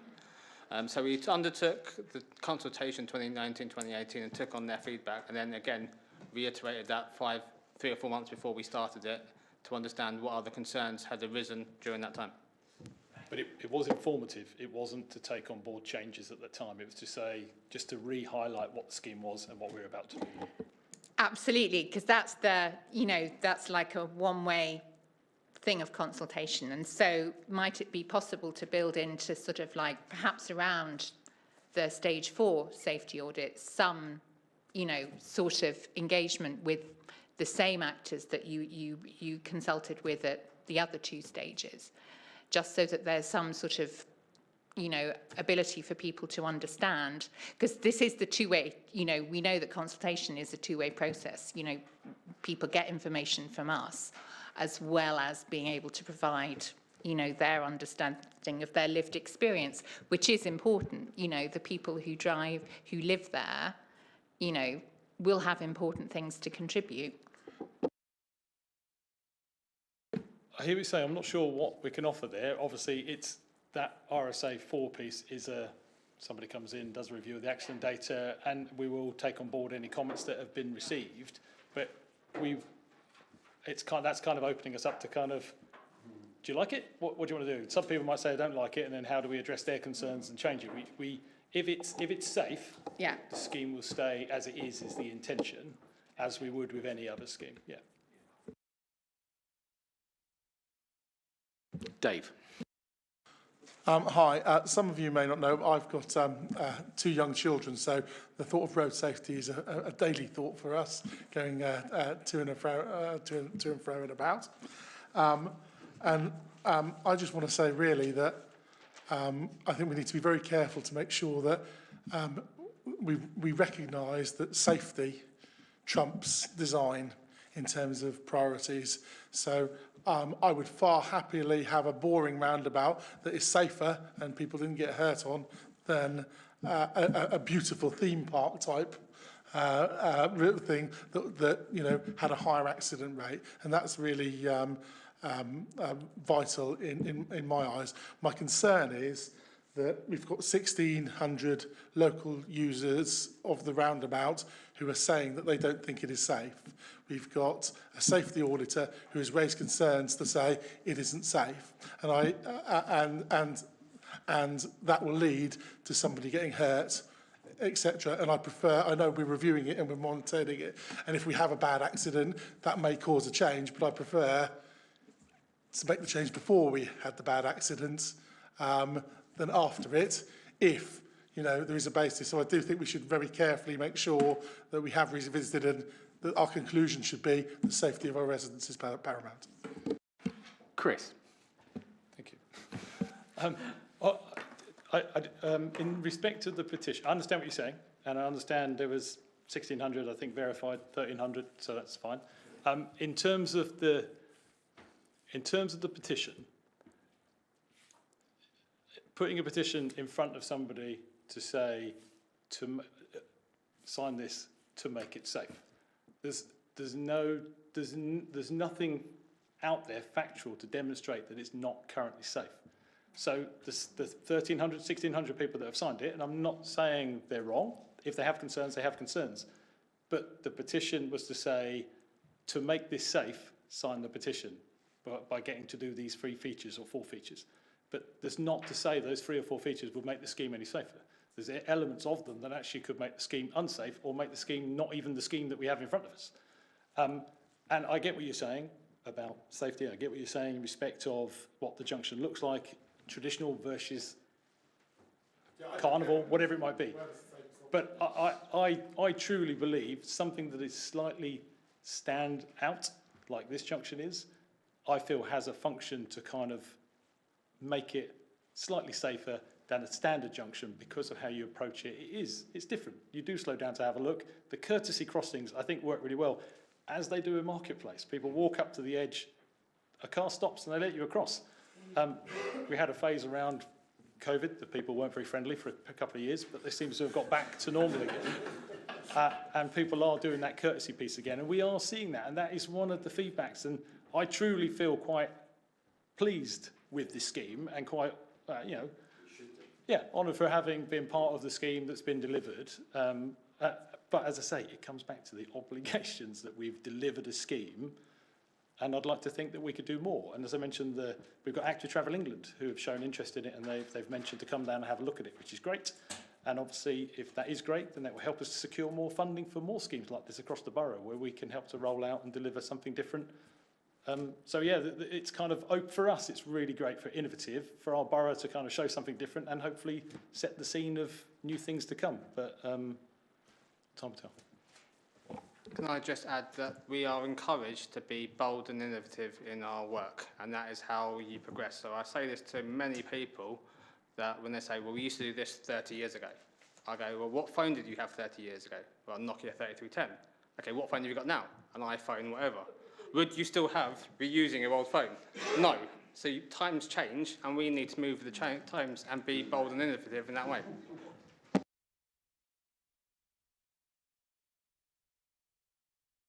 I'll only be short. In aviation, there's a big thing called human factors. It took off about 25, 30 years ago. Until then, it wasn't really considered. And this is human factors stuff. This is how humans interact with the equipment or whatever they're using. By design, it's dragged people down to an average speed through a junction of 10 miles an hour, 12 miles an hour. How many people do you think would go through that junction at 12 miles an hour if you put up a 30 mile an hour sign and just left it open to they wouldn't. They'd be going through at least 30, and there'd be some doing 40. By design, this has dragged the speed down. You don't even need a speed sign. If you go through Market Square, what's the average speed through Market Square, and what is the speed limit through the middle of Wokingham? It's 30. Average speed through Market Square, about 20. The design did it for you passively.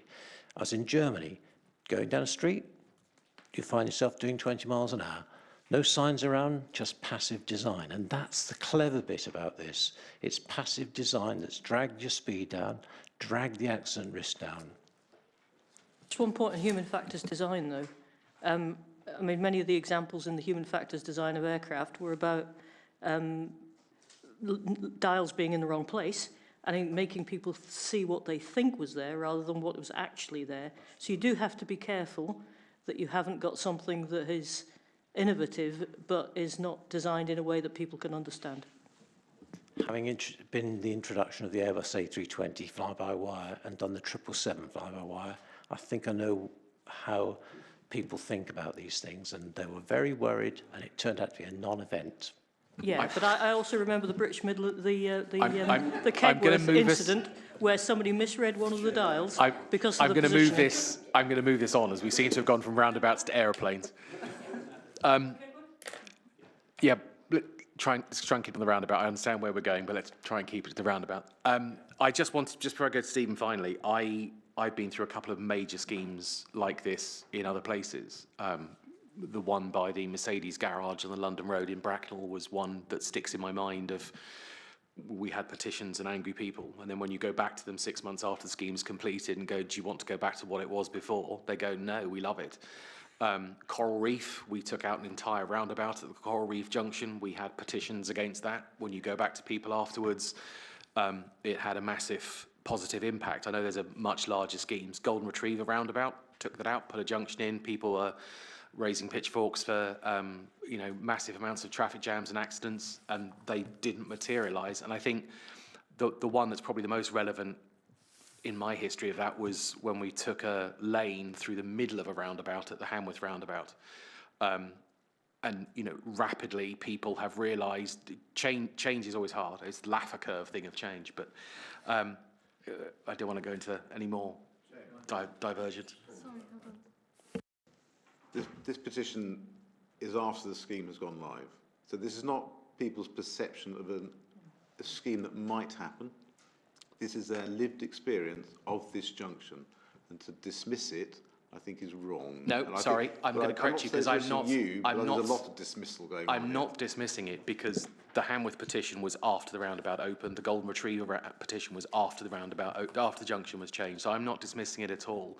I'm just pointing out the facts of having gone through 4 or 5 major schemes like this of major change on junctions.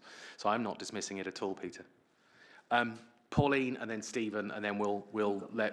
Oh, Marie, do you have another point? Add you to the list. So, sorry, we've now got Stephen, Pauline, Mary Louise, and then we'll go back to Peter to sum up, and then we'll try and move this forward.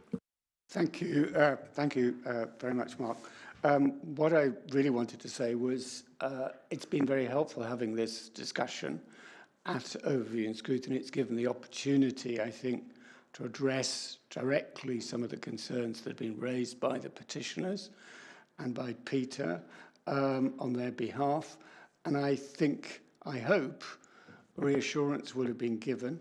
It's very, very clear, I think, from the report and the presentation and the answers that both Chris and Malcolm have given this evening, what incredible care and thoroughness has been involved in this process. And it's evidence-based, it's based on good design principles, it's based on trying to reduce speeds, as Martin has just said. I just wanted to draw attention to the fact that we earlier on met the anonymous member of the public who said some nice things about the scheme, but that anonymous member of the public also told us that I'm sure we all think the money could and should have been spent in a better way. Well, of course, it is quite important to say it couldn't. The money was specifically for that scheme as a developer contribution. And that is really important. That is really important. The scheme could not have gone ahead without the developer contribution. The majority of the money had to be spent on a scheme related to this.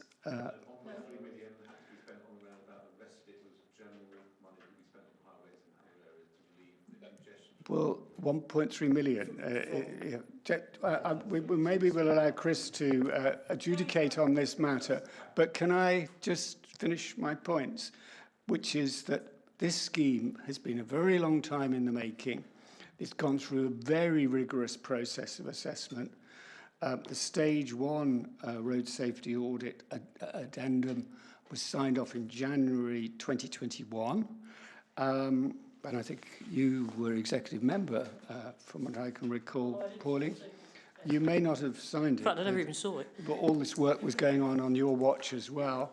It was approved in the February 2018 budget as part of the MTPF. So this has been given approval by the council, in fact, under the Conservatives, and it's been developed by both administrations. That's it's been not developed.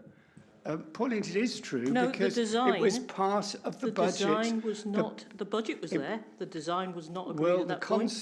The concept was signed off in your watch in January 2021, and that concept was the audit of the concept, which is very much the same as we've seen. No, so the money was approved, the design was not. I'm trying not to make lots of political points. I'm trying to make the point that our officers have been working on this with great thoroughness over a long period of time, and we owe them a debt of thanks for their work, and I hope people on your side as well as ours can recognise that. Yes, but I'm also going to ask just if Chris has anything on the dates. No, I was only going to clarify the bit around funding. So obviously in relation to the funding, Section 106, you are right, there are two elements to the Section 106. However, it had to be spent in and around that area, and that scheme caused by that development in relation, but the point was the scheme wasn't delivered by the developer. The council took the obligation to deliver it, and they couldn't deliver it with that £1.3 million is the risk by the council taking on such projects. Therefore, to prevent spending or borrowing, the decision was to use the Section 106 money, and that was the decision that was made again in 2018 when that full pot of money was allocated in the MTFP to the California Crossroads project. And we've continued with that ever since. We get given the pot of money to deliver the scheme, and that's that. Absolutely.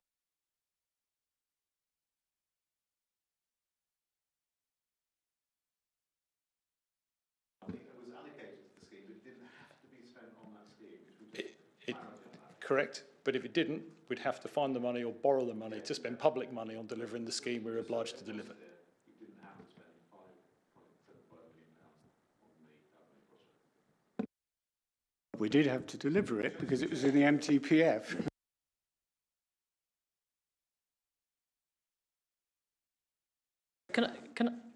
I'll let you come back on your point. So I think the important thing here is that this junction is safe. And I think the important thing here is that we continue to understand what the issues are with the junction, if any, and we deal with them in a timely manner. There is no point whatsoever in changing something that works, but equally we need to act swiftly if we think there is a safety problem.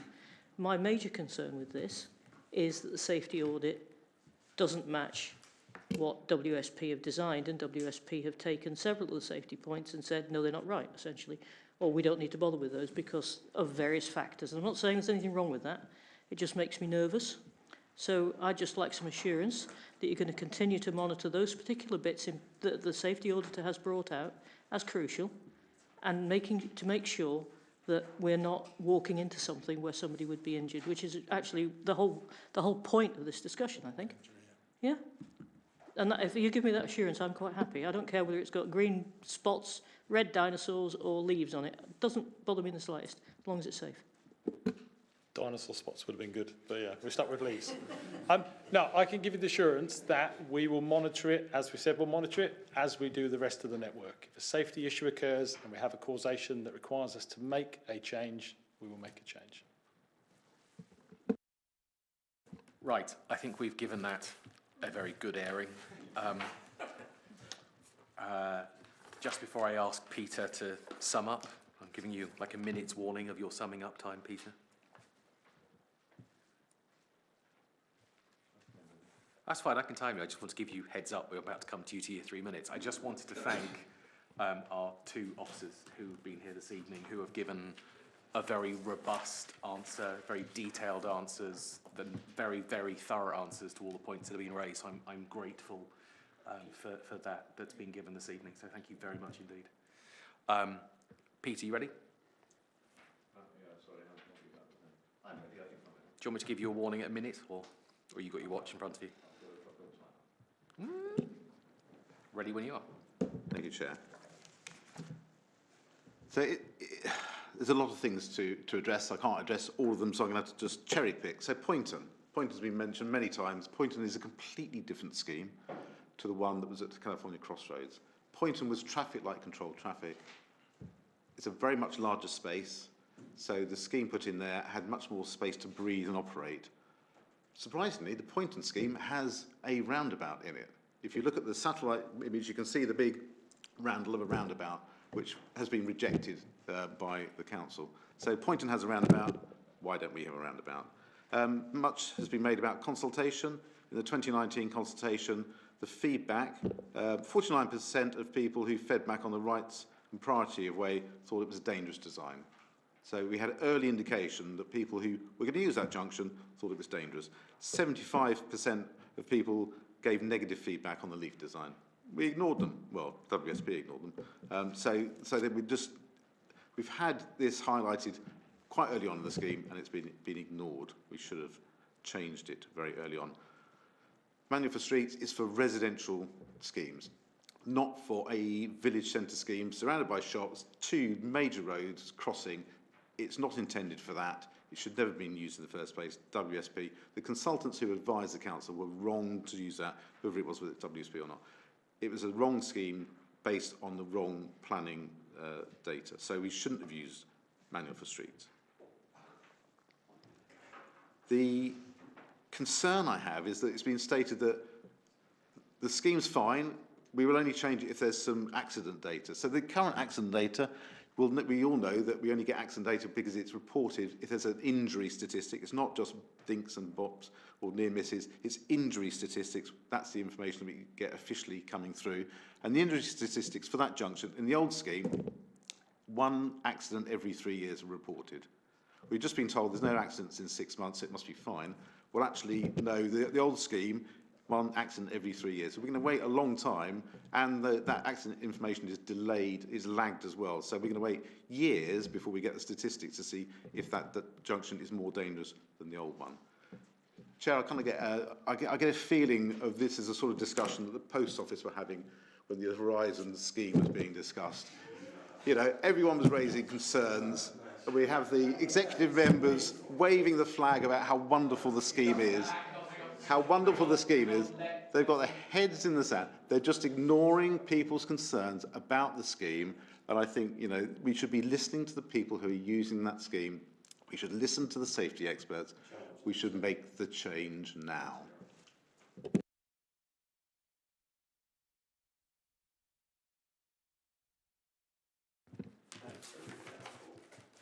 I'm not. I'm going to move us on. I think, without commenting on that, I'm going to move on because I don't want to unpick that. Is there anything else that we want to say on this item? If not, we can move on. I don't want to kind of unpick everything, and I won't. Just wanted to kind of say, Manual Streets is what the Arborfield Narmar Ride extension has been designed to in the village centre. Also, the North Wokingham Distributor Road has been designed to the southern section delivered by the developers, all as and William Heelis Way.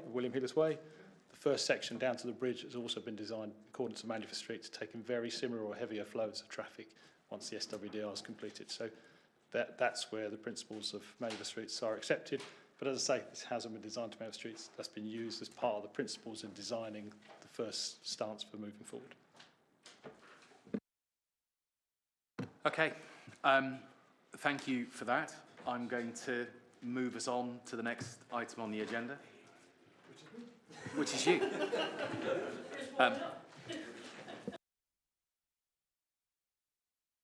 Yes, more highways. Excellent.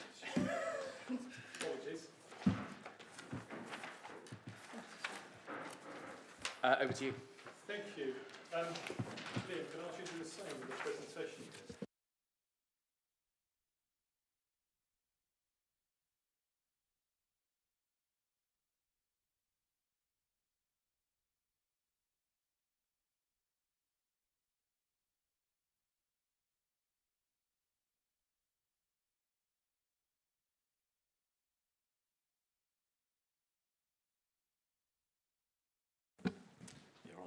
Thank you, Chair. I guess for completeness, I'm Chris Easton, Service Director of Highways and Transport. And you clearly love highways because you've asked for 2 items to be at OV and Scrutiny tonight. This one is more of just a highways general update, which I think we last came to OV and Scrutiny September 23, if I recall correctly. If I just quickly take you through. Next slide, please. This slide basically just sets out the assets that our team currently manage. We're a universal service that is affected by or affects every member of our 180,000 residents that touch our network throughout their days. And it's just to kind of highlight the scale of the infrastructure that we manage, which is obviously growing on a yearly basis with the housing developments that come through, looking from our assets such as structural bridges, culverts, whatever it may be, through to obviously our length of road network currently at 507 miles across the borough. We have a relatively small resource pool, and we have even smaller budgets to maintain the scale of the assets that we have. And so we obviously manage them the best we can. Some of you who may sat on the last OV and Scrutiny when we came, I shared this slide as a kind of, sorry, next slide. Look at my screen. As part of our continuous improvement program that we were working on. And there was a whole series of elements in there that we were looking at. Based on how tonight's gone, I'll whip through this as quickly as possible because you've all got a copy of these slides.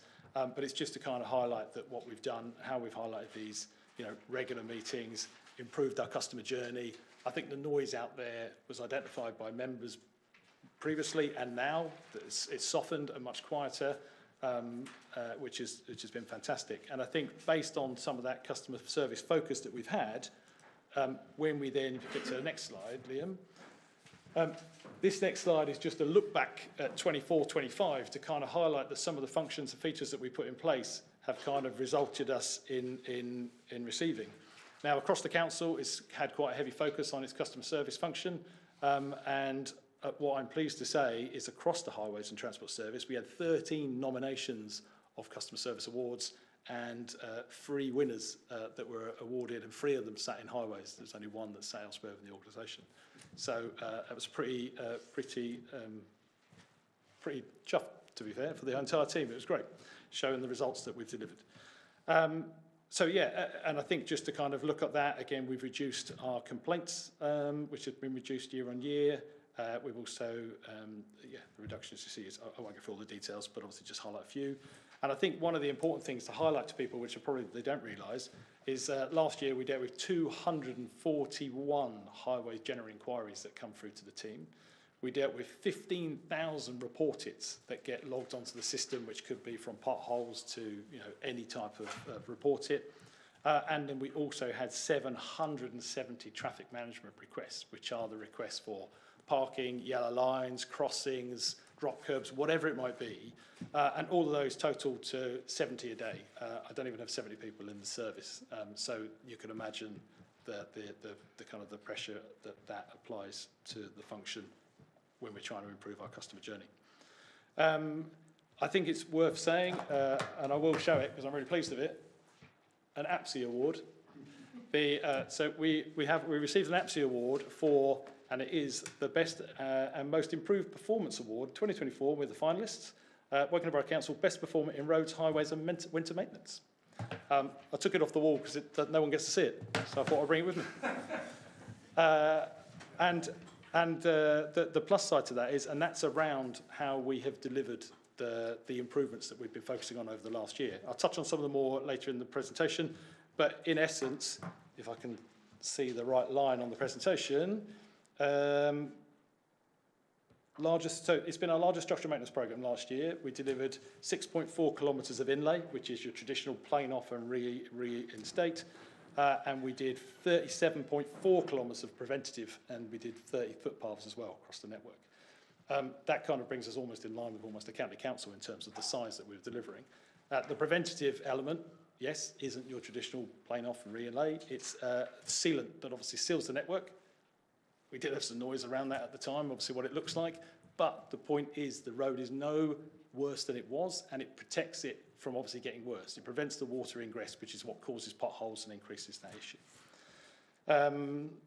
We've received more compliments from residents, which has been fantastic. We've had 5,000 offending vehicles outside of schools have received PCNs, and streetworks. We've had 11,000 permit applications, which is dealt with by our streetworks team, of which 9,123 were granted and managed. So obviously, you know, the majority are, but a lot are challenged at the same time and obviously removed. And basically, you can all read the rest or see the slides. We'll move on to save you some time.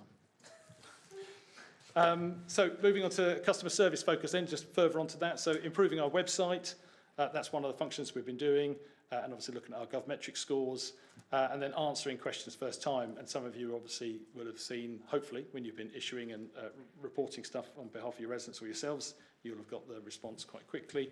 All the work we've been doing with Holker Highways to improve that kind of first time fix approach. More efficient service, you know, reporting potholes. We've upgraded our website. We've put a whole pothole page on there, which actually shows. So a lot of people kind of feel like a pothole, everything's a pothole. Any defect or divot is a pothole. But actually, we've put a lot of information which shows delamination, shows a pothole, shows a scar, whatever it might be, to explain what it is. And we've actually seen a significant number of reported drop off as a result of that information being provided. I won't go into all the details, but we operate on a risk-based assessment. So a lot of local authorities run their potholes. If it's 40 mil, 50 mil, 60 mil, whatever their category is set out, then they'll go out and fix it. Ours is on risk base. We go and assess it. If it's a safety issue, then obviously it will be patched and maybe widened then for put into a program for structural maintenance repair or whatever it may be, or a permanent fix. We've got the new customer management system, so our CRM system, which runs our highways generals inquiries. We're developing that further. So obviously at the moment, a lot of people register on the website. If they're doing these 770 traffic management requests, that goes into a completely separate system. That will now, hopefully, once we complete it, will go into the CRM system so we can log it, track it, monitor it, produce better KPIs, and so on and so forth in terms of improving that process. And we're progressing that at the moment with our digital team. And alongside that, highway claims will also start to go into that function, which will help it be monitored and tracked in a much more efficient process. And then focus on our wider comms. We're trying to improve our socials. We're trying to improve our our face in the public, what we do, how we do it, show more of these stats. I don't think people understand the size of our network, the stats of what we do, and by being able to demonstrate that, how many potholes we fix, how many roads we cover, I think will obviously help us move further along. Yes, next slide, please. What's that one? Right. So quickly just touch on development and innovation. The CRM system, as I mentioned, is one of the pieces that is a new technology that we're using as our database, and we're going to continue with that function. What was that? Sorry for the little tune. I don't have my notes for this page.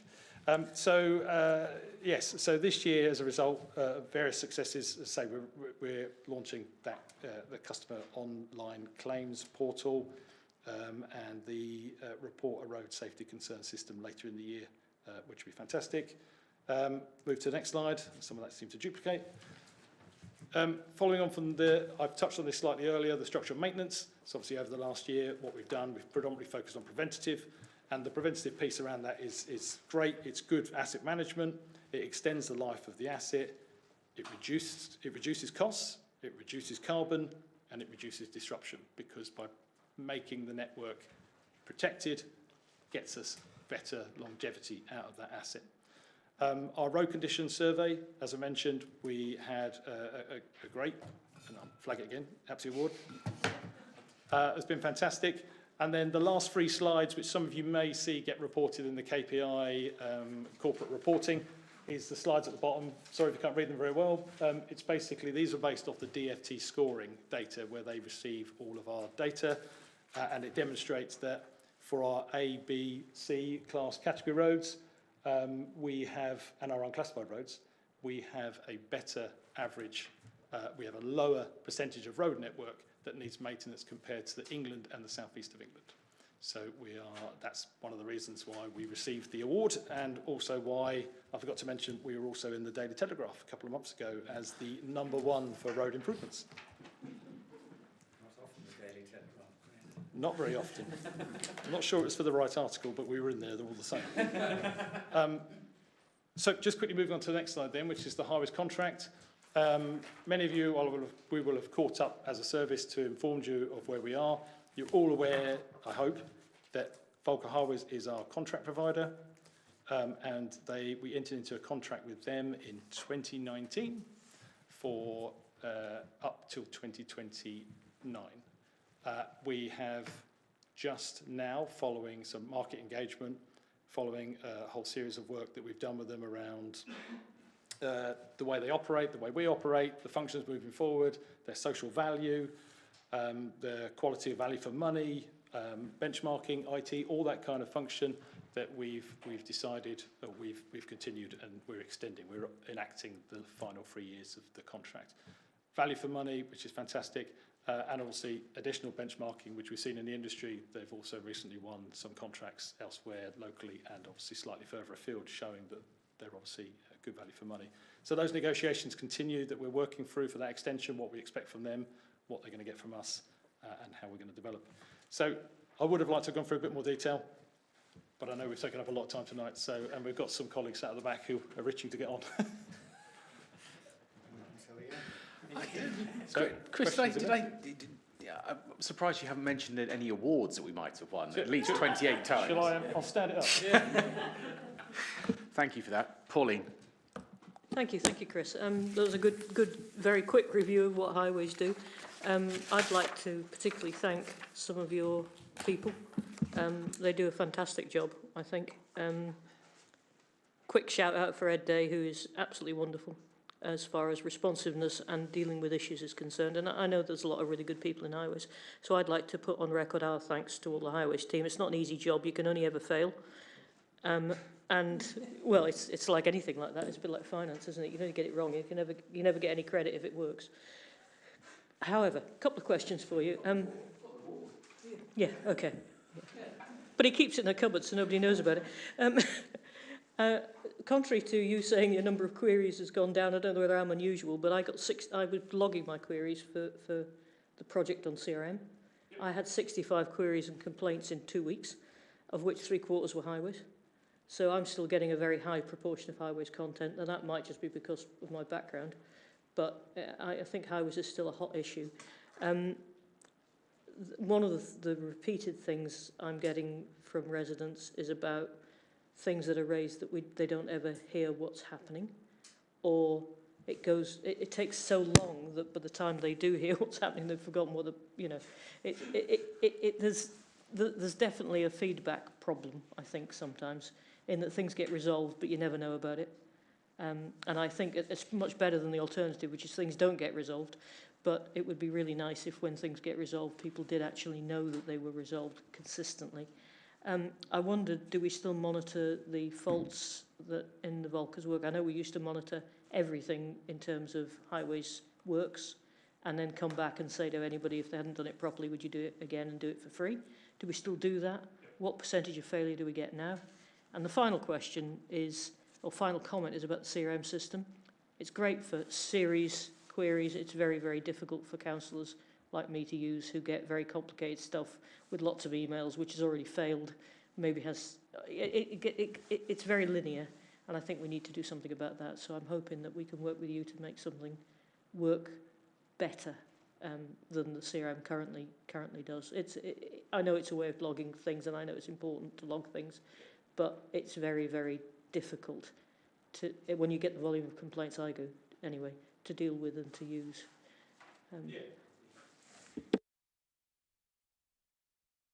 So yeah, Volker's defects, in the contract, we have specific defect times, depending on, so this is more for structural maintenance we're going with. So depending what treatment they put down, there's a defect period. We supervise the works. We then review the road every 6 months during that defect period to see if any defects are found. They are notified to Volkers, and then they need to fix them at their own cost. That includes any traffic management, road closures, notifications to the public. All that is done at Volker's cost, as well as the defect repair. So we have teams out there driving the last few years' worth of work to to inspect it, to make sure that we do notify Volkers before the clock runs out, so they can fix it before we have to fix it at our own cost. I don't know the percentage. It has reduced a lot since 2019. So 2019, there was a lot more failures than there is now. I couldn't give you percentages though, I'm afraid. It'd be interesting in the fullness of time to know that, but yeah, I would recognise, I think there's less failures than there used to be. And sort of ancillary to that, failures of Volkers Works one things, but you've also got British Gas, etc., etc., etc., etc., digging stuff up all the time, generally Wilderness Road again and again and again. And I'm just wondering how you monitor that and how you control that. Yep. Yeah, there's a whole series of things. I know the team, I mean, we need to, Pits I didn't touch on because we kind of flew past it really quick. You know, we've got a new contract manager. We've changed the contract manager on the Volkers contract to obviously bring that new blood to both sides and kind of look at that piece. There are KPIs. We do monitor the KPIs. We've improved all our governance through all of our meetings with them, and obviously processes which obviously help monitor and help bring down all those inquiries you were talking about. I think there's a few bits. Malcolm started talking, I've kind of forgotten some of them. But I think in terms of the CRM system, you are right. I mean, obviously, it's a corporate CRM system that's been developed and adopted that we're using. A lot of the failure demand, which I think you're referring to, is around the traffic management piece. So obviously, us building that now into the new CRM system will hopefully remove some of that function because it will be tracked, monitored. You can obviously. Now, the issue around some of that is, as I say, there are a lot of them. There's a lot of requests. So I think it's been over the last, since we introduced CPE, for example, and we do amendments 1, 2, 3, however many we do a year based on the requests that people want, parking restrictions, we've increased our enforcement of the borough by, I think it's about 39% in terms of what's on the ground and what our enforcement operatives kind of now enforce. And that's through requests from members of the public, along with the requests for pedestrian crossings. The other piece around failure demand is, as you say, that they either don't get response. Majority did, I would like to think they do, and if they aren't, we're working on that to make sure responses do go back, because if someone inquires of us, they will get response, and we need to make sure that happens. However, the problem we get is that failure demand is often made up by us responding to go, no, for the following reason. No is not accepted, and therefore we continue to hear the, but I want it, but I want it, I need it, it's unsafe, but we've responded. We need to find a mechanism to kind of explain, we've done the assessment, which has taken maybe 30 days because we've done traffic data, we've done pedestrian surveys, we've done whatever we've done, and it's a no, for valid reasons. We need to be able to get to the piece where we can't change the process. It's like a pothole, it's a pothole, it's a pothole. We can't go, we're not filling it because it isn't a pothole, and we continue to be asked to fill it. So we've got to try and find a mechanism for managing that. And we believe the CRM system will help us get to a point of having everything logged and tracked and KPI'd. And we have a whole series of, we have a dashboard where we can monitor, I can monitor all the teams can monitor their own teams based on functions that they wish to follow. So we will continue to do that, so the replies will definitely, hopefully improve. Did we cover everything? Did we miss anything? Apart from my comment about the CRM not really working for some of the more complicated councillors' queries. Yeah, I mean, you're aware there is obviously a conversation going on around that at the moment with other council officers and the customer service team, which I'm going to be part of that working group, so I'm happy to take that on board and listen to things. But yeah, it comes back to a lot of those requests seem to be double, you know, a resident will often raise it with us, they'll also raise it with you, then you raise it with us, then we realise there's two, and then it doesn't get seen until someone's done two assessments. Two different colleagues. So we need to find a way. Yeah, we need to join it all up. I agree. Yeah, I mean, the CRM system is joint. It does work. For us, it's working much better. And I think it's the failure demand around the pieces that aren't currently in the CRM system. It is a no reply response, which I think many parts of the CRM system in the organisation do. So obviously that's the piece, I think, your communication piece back and forth that you're seeking for improvement. Yeah, I mean, I used to run a 15-page highway spreadsheet of queries that was outstanding, and you know, I would still, on the basis of the amount of queries I get, would still have to run something like that if I logged them all. It is quite difficult when you don't get a response because you don't know whether it's dealt with or not. Usually the residents often the residents will tell you something's fixed, but it'd be really nice if the officers told you instead. So you are right. We used to run that review when you were high-res exec. And it's good to know you do that, because at least you've got a record, which is nice. But I think what you possibly need to do, and obviously working with Peter here, we meet monthly to run through, like we did with you as shadow exec member. By all means, you know, that's the point of that meeting. If you've got those types of inquiries, then let's feed them through Peter, and we can bring them and have those conversations to manage them in that way. Sorry, Peter, give you some work. You're on, Chris. I'll give you some work as well. Peter. Chris, I understand you're taking on drainage, highway drainage shortly. Yes. So, obviously, I think that makes perfect sense because roads and drainage, because drainage impacts roads quite badly. As part of that, what sort of improvements are you looking at making? Because just in my own ward, we have one blocked drain which is approaching its first birthday for the first time it was reported. You know, how will the service improve when it's under your remit? Well, no, I mean, yes, we are aware. I mean, obviously, yes, that's part of the whole network management piece, asset management piece, to plan to get the two together, because you're right. If a drain is blocked, the road gets wet, pothole forms, road fails. And so by managing the whole asset in a correct manner, it's exactly where we need to get to.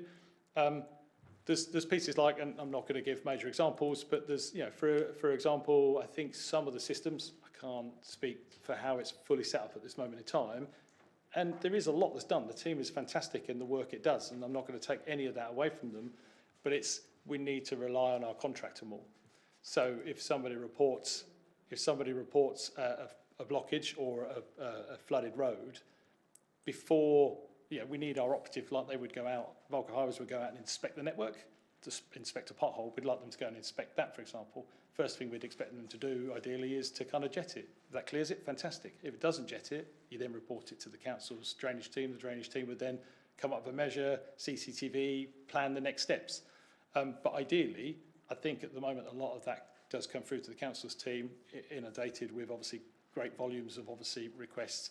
But we need to use our contract more is one of the things that I would be looking towards intervening to make sure that they do that kind of first time inspection, potentially fix, which is where we need to get to. And that's just one of a few, the reporting, the CRMs, the monitoring, the KPIs, the structural maintenance. Structural maintenance is kind of try and do the two, try and plan works that whilst you're out there doing structural maintenance, you could also do drainage repairs or checking gullies or cutting trees and verges and whatever it may be to combine all that work. So I do know that they do an annual gully cleanse of every single gully. So at least once a year, the gully will be cleansed. But obviously there is grass cutting, detritus and everything else. And that. No, they definitely don't do that.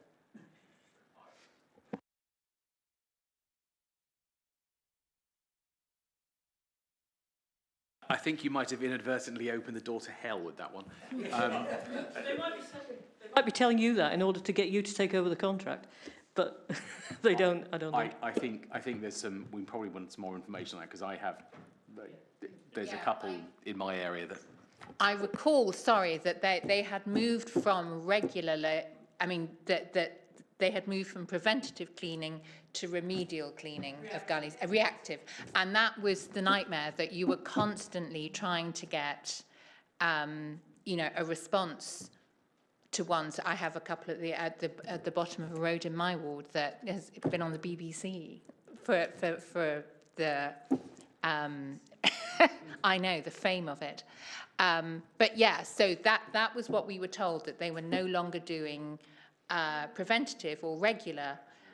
It was only going to be reactive, and then they don't react. So I think that, again, that needs to be understood by people, what they can expect. And, if you're not going to be doing preventative, then the reactive has to be much, much quicker. But ultimately, I think, from my experience I've got residents who clear it themselves because they've given up waiting, which is not a bad thing, but they go on holiday and we end up on the BBC. So, yeah, I think it's a clarity thing. That's fair. We'll, as I say, I don't have drainage currently, but when we take that on board, we'll take those comments on board, and obviously, yeah, I say, hats off. That team is fantastic. The work they do currently, it's no mean feat like we have in highways. It's as challenging, if not more, in respect, because a lot of it's buried underground. You don't know what's in there, and it takes time. So, yeah, absolutely. So, no. Right, thank you for that. I'm going to move us on in the interest of time. It's nine of the clock. We have a couple of items still to get through this evening. Just before we go to I can't speak English tonight. The domestic abuse strategy. Can we quickly flip to Pam and see whether she just wants to give that quick update on the waste management strategy? And if you gentlemen would like to stay, you're more than welcome. I am going to. Is Pam online? I am indeed. Great, thanks. So just setting this up, because obviously we have a special council meeting coming up. This is the last update to this committee. Pauline and I will note that we've been on the other working group that's been looking into this as well. So this isn't more detail or anything else. What I've just asked for Pam to do is just to give a very quick update on the staging and the points. It won't come as a surprise that one of the outcomes of that is the special council meeting. Obviously, there's a lot of things we just need to be careful of at this stage now that we're just looking at just purely the factual updates of where we are, and we're not looking at any particular contractor information or anything else that comes out. This is just the same update that we've had before, just to keep this committee advised and appraised of where we are.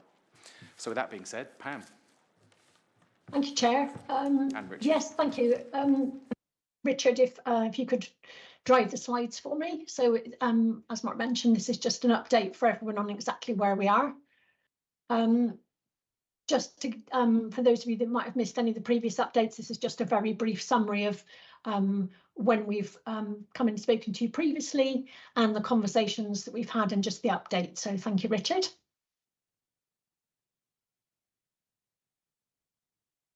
And this one will be familiar to you all, so it just gives you that sort of snapshot of the objectives that we're aiming to achieve through this procurement of waste collection and street cleansing. Thank you, Richard. So since the last briefing, we have initial outline solutions which have been presented by bidders. So that has set out for us their initial pricing and their initial quality submissions. All of those have been reviewed and those have then been used to help us to have those follow-up discussions with the second dialogue. So you'll recall from our previous discussion that we'd had the initial dialogue, we had the second and final dialogue in January this year, and bidders have now submitted their final clarifications and the responses have all been sent. So all of the clarification process is now complete.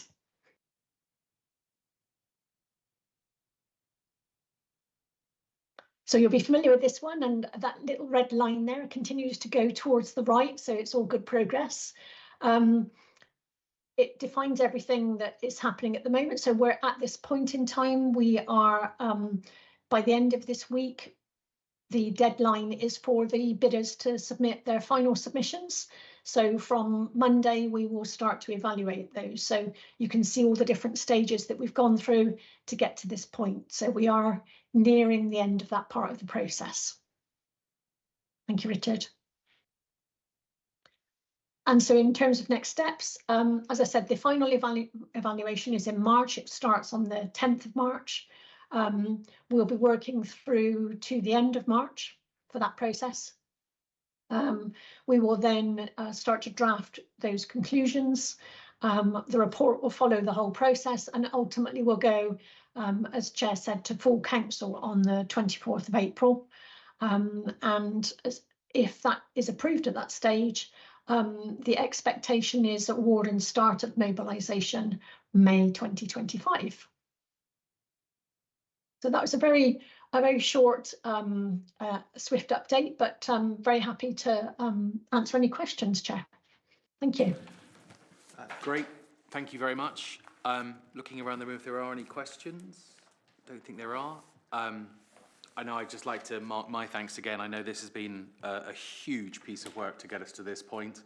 A very detailed, technical, legal process that we've had to follow. And again, I'm grateful for all the work that's gone into this and for keeping the working group informed and coming to commission, so coming to the scrutiny committee as well. So thank you very much for that. And if you want to stay, you can. If not, we shall move on.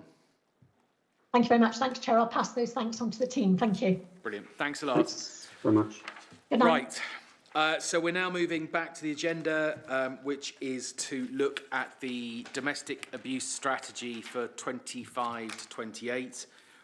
This is an early look at the document as it comes through the process before it goes to the executive in the summer. So there's plenty of chance to have, as we've done before, feedback, comments into the final report, and then we'll make sure those are collected through. So I think we have Narinda and we have Karen on this item. And thank you for your patience. Thank you. Yeah, thank you very much, Chair. It's just myself this evening, I'm afraid. Over to you. So, thank you very much. So, as you've outlined there, we have the start of a new strategy before us. So the committee is asked for comments and sign off in relation to the new draft domestic abuse strategy for Wokingham. And it sees the end of the current strategy, which is in place, which ended in 2024. So we're just in the tail end of starting this new strategy, which also incorporates the council's statutory duty under Part 4 of the Domestic Abuse Act 2021. And in relation to that, the duty is in relation to supporting those in safe accommodation for victims of domestic abuse and their children. So that's the important part of the statutory duty within this strategy that's also covered off. What I would say is, in relation to the strategy, it's been co-produced with those with lived experience of domestic abuse. So we've been very, very key in relation to ensuring that victims of domestic abuse have been central to giving comments and absolutely providing a co-produced piece of work in relation to this strategy for 25-28. And the key priorities identified through the extensive amount of consultation and analysis work of data and evidence that's been gathered has led us to 4 key priorities for this strategy. And those are early intervention and prevention, support for victim survivors, including their children. So children were recognised as part of the new duty that came before us in 2021 as victims within their own right. And this strategy, as did the one before, sets out very clearly trying to address the needs of children more thoroughly and more robustly in relation to domestic abuse, and then holding perpetrators to account, and also delivery of the support in safe accommodation. As I've said, that's the statutory duty element covered within the strategy. So there's a detailed action plan that will be delivered in relation to delivering of the strategy, and that will be monitored by the Domestic Abuse Partnership Board, and also an extensive network of domestic abuse charities and providers working in combination locally with all aspects to domestic abuse in the borough. There are, in terms of the deliverables, so I just wanted to pick out that there were 3 key priority deliverables upcoming for the next 3 years of this strategy, and those are in relation to provision of additional safe accommodation to respond to the needs of victim survivors, where refuge accommodation may not be suitable. So you will see that is in relation to sort of larger size families, and in also relation to families with young males with them over the age of 12 as well, that may not be suitable for refuge accommodation. increase in support available through our commissioned and wider domestic abuse services to meet the increased demand and also the linked population and greater awareness of domestic abuse as more education and more information is shared. There is a increased demand on services in relation to commissioned services. And then the continued campaigns and activities to raise that really key awareness around those affected by domestic abuse, regardless of their gender, sexuality and economic means, age and other protected characteristics, which the strategy is very, very keen on ensuring we address. So just to take you through really quickly, the strategy, as I mentioned before, has been co-produced in relation to undertaking a full assessment of needs and current service demand. We've had a full review of the current action plan for the current strategy that's in place. So that's included strands of work that's been undertaken, what is still and continues to be relevant, because regardless of being in a new period of a new strategy, there are elements of work that do continue to cross over that we have made great strides on, but need to continue to deliver. In-depth interviews with individuals, as I mentioned, affected by domestic abuse, and this includes, very importantly, their perceptions in relation to our collective progress on the current strategy that we are just coming to the end of as well, and what they would like us to focus on for the forthcoming strategy, which is contained within the new document. So there's in-depth interviews have also been conducted with key partner organisations, a full public consultation in relation to the strategy in combination with the community safety annual strategy, and also insight from the partnership and board and the networking group members, of which I said there are over 45 active members within that network group working on the ground in Wokingham, directly with victim survivors of domestic abuse. Meetings with the Equalities and Diversity team and staff networking groups, and also co-production and specific information and direct consultation with DLTs around adult services, children's services, and then also an extensive sort of conversation with our CLT leadership team as well. There's a governance structure which also sets out in relation to the strategy. The strategy is, like I said, the action plan is monitored through the Domestic Abuse Partnership Board and the Domestic Abuse Networking Group, and then is reported into the Community Safety Partnership structure. The board monitors the action plan and progress to set that challenge and to also monitor and actively take accountability of performance around the action plan. And then also there's a line of reporting into the Health and Wellbeing Board in relation to the Community Safety Partnerships work and connected directly to the domestic abuse strategy. So with that, I'm happy to take any questions. And as I said, this is in relation to the strategy going to the executive ahead of going to the executive in the summer later this year. Thank you. Great, thank you very much for that. I mean, this is an incredibly important topic for all of us in all of our roles, and looking forward to seeing this develop as it goes to the kind of the submission to the executive. Questions around the table? Polly. I'm interested, Narendra, how we prioritise this stuff. I mean, you've got a lot of categories here in Appendix 5. I don't get a sense of how we're, whether we're trying to do everything in parallel or whether we're prioritising some categories more than others. And I don't really understand how many people are in each of those categories either. So, not that I'm suggesting that you should only deal with the ones with lots of people in them, I hasten to add, but there's a lot of work here, and I'm just wondering how you prioritise it.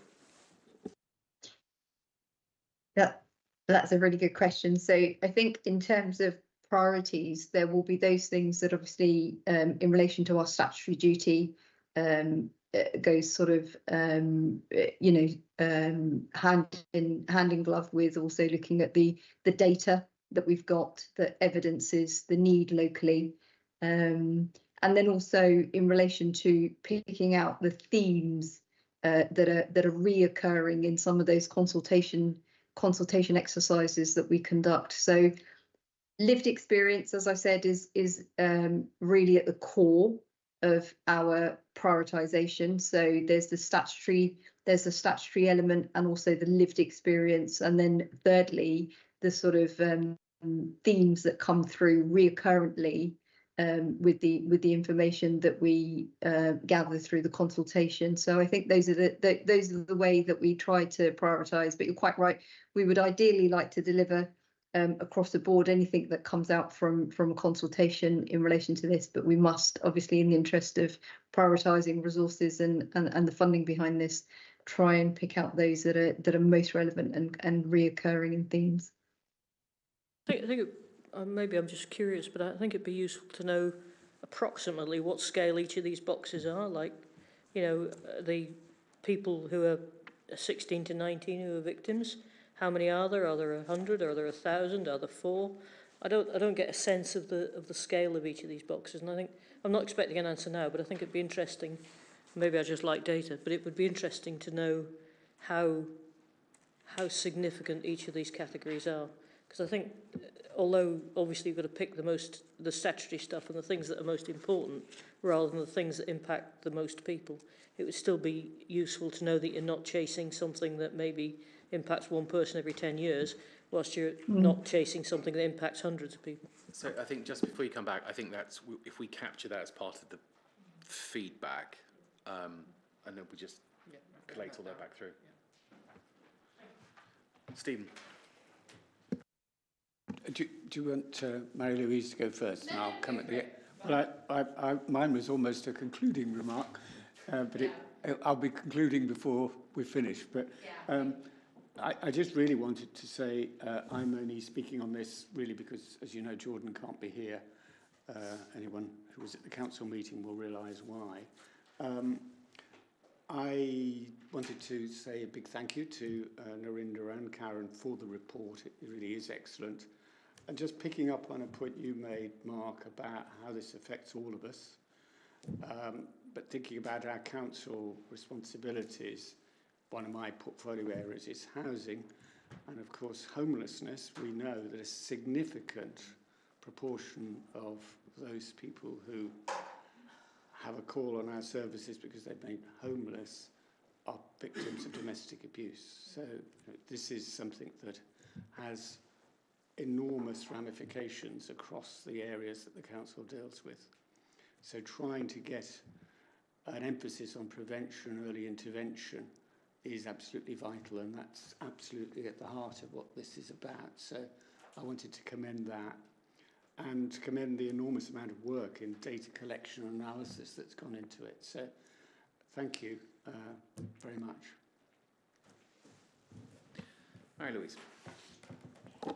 Yes, I mean, I think it's interesting to see the range of people, partners that you've been working with, and the range of expertise. I think what I was looking for was, again, something kind of a bit more structured about what maybe this is the next step, but it would be good to see what it is that the council, as a council, partly in terms of its statutory obligations, what it can bring. And the thing that comes over again and again through this and through other discussions that on the subject is that of housing. Yeah, people are stuck, especially here, because there's nowhere to go. If you share a mortgage, if you share a lease on a flat, there is no way that you can live independently round here. And that's a function, we should recognise that's a function of the kind of place that we live in. So is there, you know, room within, as the local plan is developed, that a goodly, you know, a set proportion of social housing provision of that 40% that we're promised will go to social housing is put for, you know, refuges, an effective refuge here, move-on accommodation, which we know is the core problem for people. You know, the reason that so many, you know, people go back into relationships where they're at risk or have experienced abuses because they've got nowhere else to go, or the difficulty. So is there something concrete that the council can do in its, not as in its role as not director of the local plan, facilitator of the local plan, to actually put some figures and say, this is what, these are the kind of provisions that we want to see. We're going to be building a lot of new houses. It would be good if some of them could be used. So that's one of the things. And the other was about, without going into, past issues, about, the council's partners in in domestic violence, and whether, we're going to be moving on to working with different partners in the future, or is that not something that we can discuss? I mean, while Narinda's giving some thought to the second of those questions, maybe I should try to answer the first, because it relates very much to planning, which is really not Narinda's in Narinda's areas of responsibility. But I think there's a difference. I would suggest that we need to approach this in a slightly different way. The local plan sets the overall requirement to deliver affordable housing. We have to go down to the individual planning applications for the negotiations over tenure split and kinds of housing. And one of the things we are trying to get through developments as they come to pre-application discussion stage is agreement on delivery of specialist accommodation, and that would include accommodation for victims of domestic abuse. And another dimension of this, which you were hinting at, I think, Marie-Louise, is securing sufficient temporary accommodation. And that temporary accommodation is vital if we're going to avoid people put in the terribly destabilising position of emergency accommodation, which is bed and breakfast, often quite a way away from where they have been living and their social connections and the schools that their children attend. So we're trying to move away from a reliance on emergency accommodation to a much greater emphasis on temporary accommodation, and of course a much greater emphasis on delivery of affordable housing, and in particular social rental affordable housing, which is the gold standard. Yes, but we do need some specialist accommodation within that mix, and where we put it and the extent to which we ask for it is dependent on negotiations and discussions, not just with the developers, but within the council and across the council, with all departments being consulted on what our needs are and how we might match those needs with what developers are able to provide us. Yes, but that, I mean, the point of having a strategy on the point of is to promote that, to look at ways that can actually be pushed, because of course there's always going to be competing requirements, but the point of having, a strategy and a concentration is that is pushed through, so that, in every negotiation and in every planning application, if it's important, this is something that, the council can actually do, can actually have an impact on. Well, your point is absolutely sound, but of course, as you quite rightly say, there will be competing demands. There'll be demands for specialist accommodation for disabled people, for care leavers. There's a great demand for specialist housing. There's no question about that. And we do need to recognise that in some schemes we will not be able to get that kind of provision secured. And it's got to be a significant scheme to be able to make that possible, because the developer will not want to do that on a scheme of less than 10 houses, or even that would not be sufficient probably for specialist accommodation. So we can't do it for every single application. We can only do it in the more significant ones. Well, we have some big ones, and in the future we will sadly have done more big ones to deal with and negotiate, because that's going to be a big challenge for us in the future. And it's having the capacity within the organisation to be able to deal with these competing demands that is the really key thing. But the strategy is the way to focus attention on it. You're right. Okay. If anybody, is that a question? Sorry. Go ahead. Just one, I noticed on the kind of police response to domestic abuse, there were some figures showing that 1,311 crimes were identified in just 1 year, which is a high number. I guess the question is your interaction with Thames Valley Police and how they deal with those crimes. Are you satisfied with the kind of how they're handled, how they're taken through the court system? That is justice being served in that respect, or could the police do more?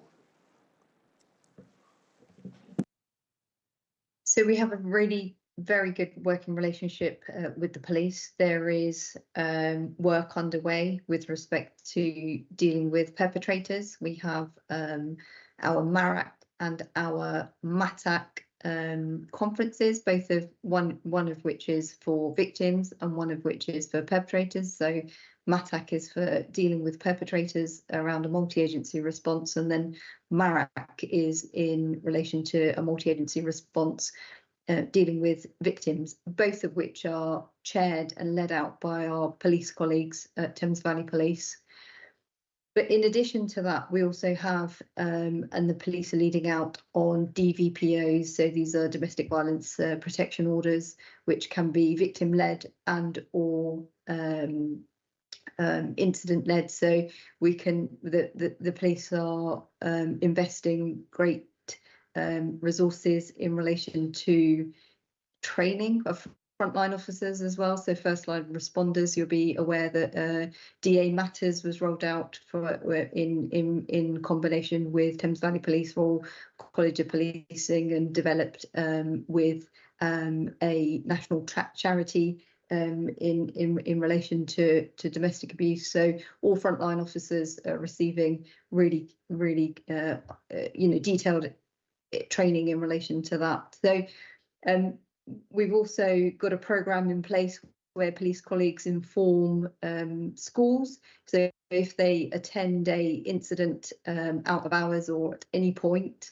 and there is a child of school age in the property, there is a Op Encompass programme in place that allows for that information to be shared with the safeguarding leads within schools, so that support can be offered and information can be triggered around safeguarding responses as well. So there's a whole host of, and in relation to the criminal justice system, there's the DRIVE programme and other programmes that are in place for assistance for perpetrators as well. So in relation to a priority area and work we're doing on the ground with police colleagues, I am quite confident that the work underway is robust and the incidents are dealt with in relation to police protocols. Is there more work that we can do, more training we can do, more responses, more victim focused responses? Absolutely. I think, with the police colleagues together with all colleagues that we work with, stakeholders, only have a finite number of resources in relation to dealing with incidents and issues and concerns.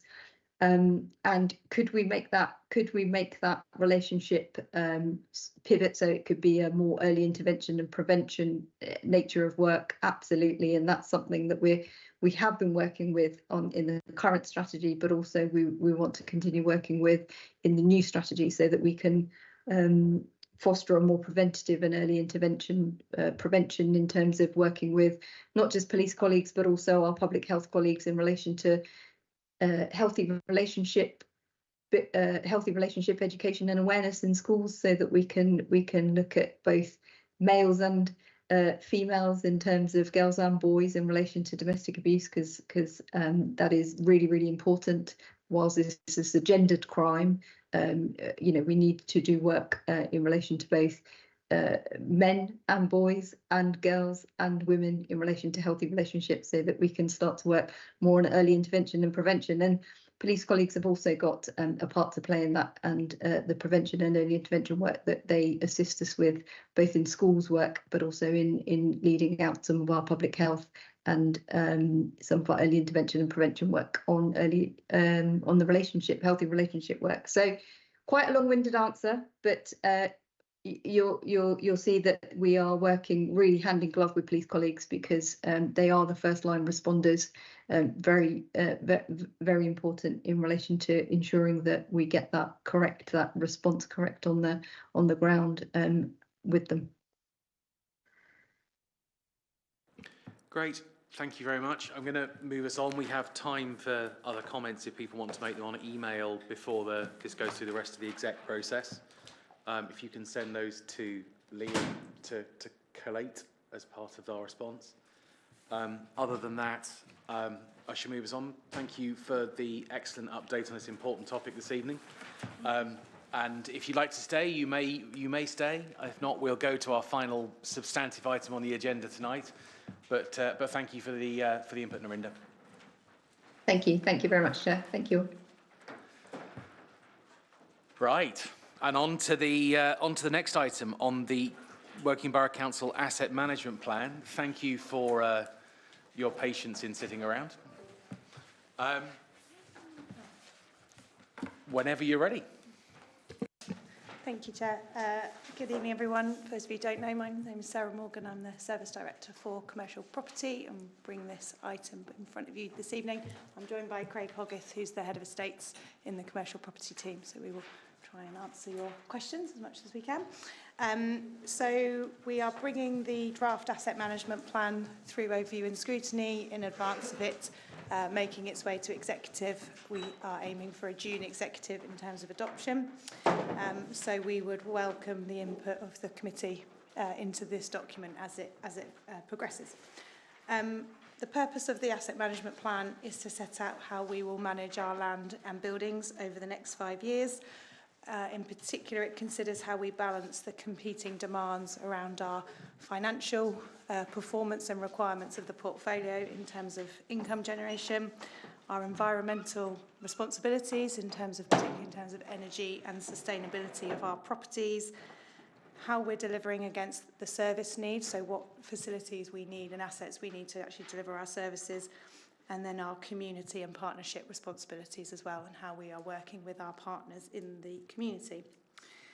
The asset management plan is structured in 3 parts. There is the overall policy approach, there's then the strategy section, which is the how, and then there is an action plan.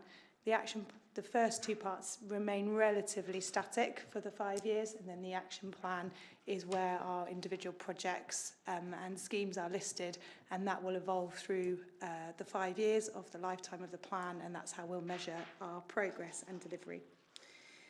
In addition to that sort of overall strategy, the asset management plan also acts as a source of data on the assets that we own, and you'll see in the 2 appendices that there are very long lists of all of the assets that we own. They are grouped together to try and sort of make sense of them. But it's also quite a useful port of call for people when they want to know whether the council owns a building or not.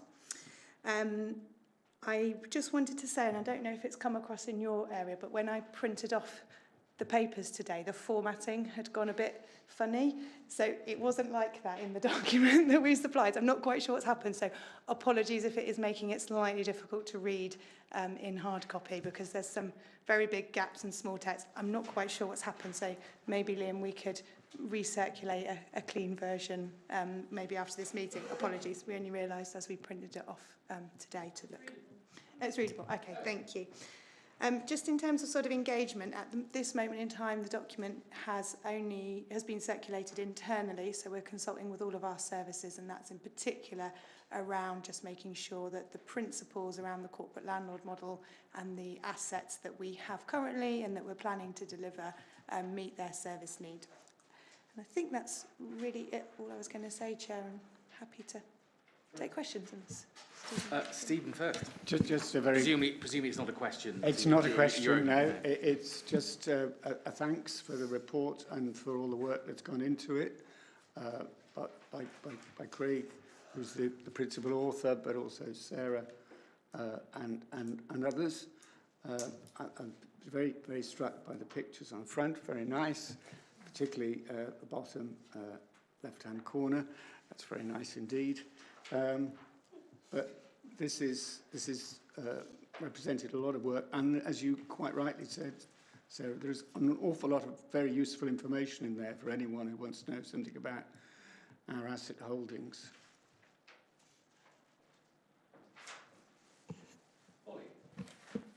Two pretty simple questions, actually. Firstly, is the asset holding available online anywhere? Because I think that might be useful. And secondly, I may have missed it in here, but how do you govern the expenditure of the sums that were voted for commercial, or for what's the word? Investment property, essentially. How do you govern that? Because there is something set aside in the MTFP or in some bucket somewhere for investment. I'm just wondering how that's governed. I couldn't see it in here. I could see individual projects being governed, but I couldn't see the overall portfolio being governed. It used to be SQUIG, I think. Can't remember what it is now. Yeah, so just in terms of if the asset portfolio is online, it isn't at the moment, but that is something that we want to work on so that people could go onto the website and almost through our GIS mapping and say, does the council own it or not? And I think that given the number of queries that we do get quite a lot saying, could you confirm if the council own this? I think that would definitely help us. Okay, that's fine. In terms of the question about the governance of the portfolio, so were you referring specifically to the investment portfolio? Yes. So the investment portfolio was a strategy that we adopted back in 2017, and there's information in the asset management plan about the 8 properties that were purchased as part of that. The regulations and guidance around what we can use that investment money for changed, and it's now, it used to be called the Property Investment Group, and now it's called the Community Investment Group, because the rules and regulations about what you can spend that money on and for purposes have a much more community focus. There is in the MTFP that was approved last month. Sorry, I did have it. Oh, yes, the very, very last line of the MTFP talks about community investment, and there is actually £87 million associated with that. That is then on a budget line which says total capital budget approvals without planned expenditure. So that is the remaining balance of that £200 million that we had originally. It is there if an opportunity that meets the requirements of the legislation about what we can spend that money on, we would use it. And that would be governed through our powers that we have around acquisitions. So there are levels of acquisitions available to us in the Constitution, and then they work their way up, and they are primarily delegated to the leader in consultation with the CFO, or the CFO in consultation with the leader. Not quite sure which way that goes. So the money is still there, Pauline, but at this moment, if we wanted to purchase an individual property with that money, it would have to go through that governance process. I understand that the governance is for when you make a decision, but where's the governing body for deciding what decision you maybe should make? So I understand that once you've decided to buy a building, there is some governance around how much it costs and who approves it. But where's the body that decides it's a good idea to do that? Is that executive or? So the detail of that is with officers. So my team and Greg's team are constantly looking for opportunities and understanding. Some of it comes from services, so the opportunity, for example, to purchase the care homes, that would obviously come through from the service, and then that comes through, as I said, and it goes to the leader and the CFO to decide. So my recollection of, and it wasn't SQUIG, it was PIG, my recollection was there was a reasonably interesting discussion about opportunities in there, and there's no equivalent body that does that now that involves councillors? The PIG board doesn't meet in its way that it did used to, no. So how do councillors get involved in those ideas, or do they not? They do get involved in those ideas, yes. There was a good delegation. There are. I realised you'd gone very quiet, so you were expecting me to answer that one. They do get involved, yes. We have a Creative Communities Board, which involves executive members and officers, which would discuss matters like this.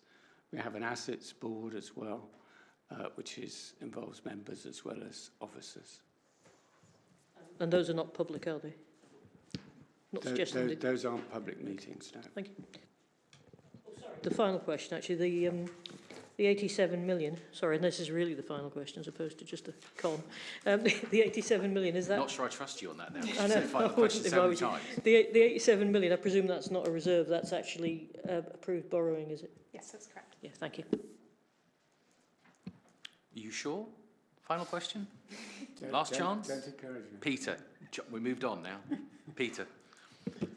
Thank you, Chair. At the budget meeting, I raised concern about the lack of spending on improving energy efficiency of council properties. There's a budget there, but it's not being spent. And I know there's mention about trying to get to higher EPC ratings.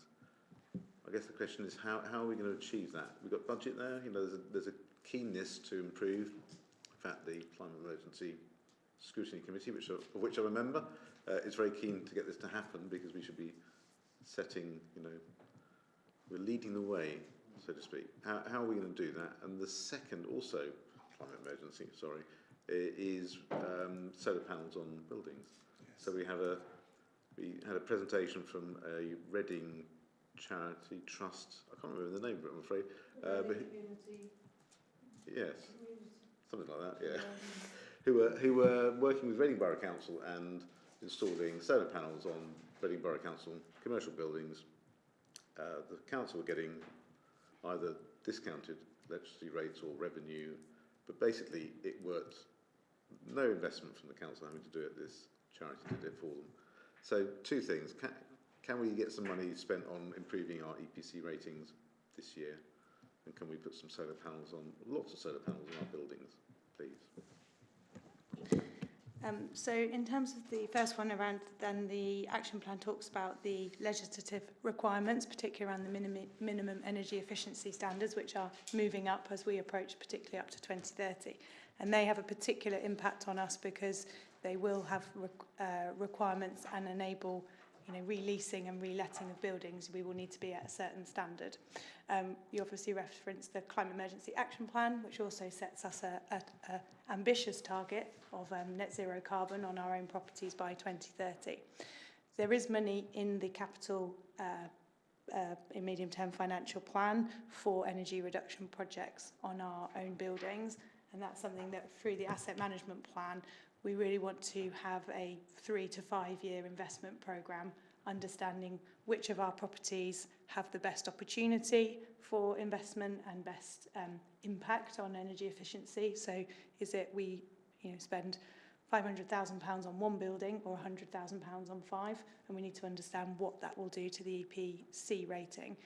We have introduced, so that is something that we don't have in place yet, a programme to spend that capital money, but that's something that the team, and is in the action plan, is something that we really want to work on, and I expect that we will be reporting on progress of that, both to Climate Emergency Overview and Scrutiny and through our progress on the action plan.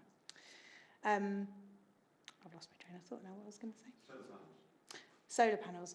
We do have a approach where we try to put solar panels or other energy reduction measures, which there could be, onto all of our new buildings. We obviously have requirements through our planning consent and through building regulations in terms of the energy efficiency. Retrofitting on our buildings, I think, will be something, again, that could be one way of achieving that, those MEES standards and improving our EPCs. There are others. So we're certainly not adverse to it, we want to do it, but we just want to make sure that we're spending our money in the right way. I'm not aware of the organisation that you referred to in Reading, but it's obviously very good for us to learn from our partners as well and other local authorities about how they're doing it, so happy to look into that. Just on that, they're willing and volunteering to do the same in Wokingham as they do in Reading, so no cost to us. They would just come in and install the solar panels and then there's a scheme whereby we get reduced electricity Would you be able to send me the name of the organisation? That would be very Yeah, it's the Reading Community Energy Society. Okay. Thank you. They don't do residential. They do medium-sized buildings. Yeah. Like churches and village halls and. Yeah. We have had some initial conversations on that with Mari. Yeah, Mari. Perfect. So we've established some contact with them apparently, Peter. So. Yes, well, they did a presentation over the Student Scrutiny Committee, so they were very impressive. Got them all worked out. Yeah. Ready to go. I mean, this is only a very small part of the big picture you're painting, but obviously one of our challenges is this building. And as we've said before, the challenges of this building are made more complicated by local government reorganisation. Also, solar panels are a visible sign that we're practicing what we preach. Indeed they are. Indeed they are. And I seem to remember at the last climate emergency overview and scrutiny, there was also a report on the third solar installation or farm. It's not really a farm. And that was going to be solar panels on a park and ride. And that is a good use, I think, of that. And that, as you just said, Dave, is very visible. Any more observations? No, I think we have time if there's any other comments that people want to make about this. Yeah, absolutely. And we were planning, if invited, that we maybe come back through overview and scrutiny again with the updated plan, so understanding how we've responded to the comments and updated it, and then in advance of it going to the June executive. So I think that would be May overview and scrutiny, if that would be helpful. Pauline. It wasn't a question, but just coming back to your comment on trying to get the buildings we own on the map. Actually, I think, thinking about it, I think actually a list might be more usable for people. The people that want to know what buildings we own are going to find it, you know, they're quite often interested in groups of buildings, that sort of stuff. Using the map's actually quite tricky sometimes to work out exactly what you're looking at. I think just a spreadsheet on the website would probably work just as well. Yeah, might be a lot cheaper as well. We can look at that, and sometimes it's helpful by geographical area, so if we did it by ward or by urban area, etc. Yeah. There's the list in the appendix is fairly comprehensive. I was surprised by the comment that we own 10 farms. Yeah. I think it's good. Yeah, I think if we can fit it into the agenda to come back and just give the final view of the document before it goes to exec, that would be useful if we can squeeze that in. And if anyone has any more comments or feedback in the meantime, send them via Liam and we'll collate. I was just going to say, it's very interesting to see the financials. So what assets are making us revenue and what are saving us costs potentially as well. So we can see at what level we're sweating our assets. Okay. Yeah, we'll think about how we can present that in a transparent way without giving away all of our commercial position. But yeah, we'll take that as an action. Yeah, I mean, we might be able to indicatively, for instance, demonstrate how converting some of our commercial assets into accommodation for care leavers or temporary accommodation for homeless people saves the council money. Yeah. Yeah. Okay, anything else? No, thank you very much indeed. There is no... Thank you. There's no work programme update because that's being discussed at the Scrutiny Overview and Scrutiny Management Committee tomorrow. So the action tracker is on page 149. Onwards, does anyone have any comments? No? Brilliant. Okay, in which case, thank you very much for what has been a very long meeting. I think we got through an awful lot tonight, so thank you for all the comments, and thank you for you guys for staying till the very end for the short update. Thank you, everyone. Meeting closed.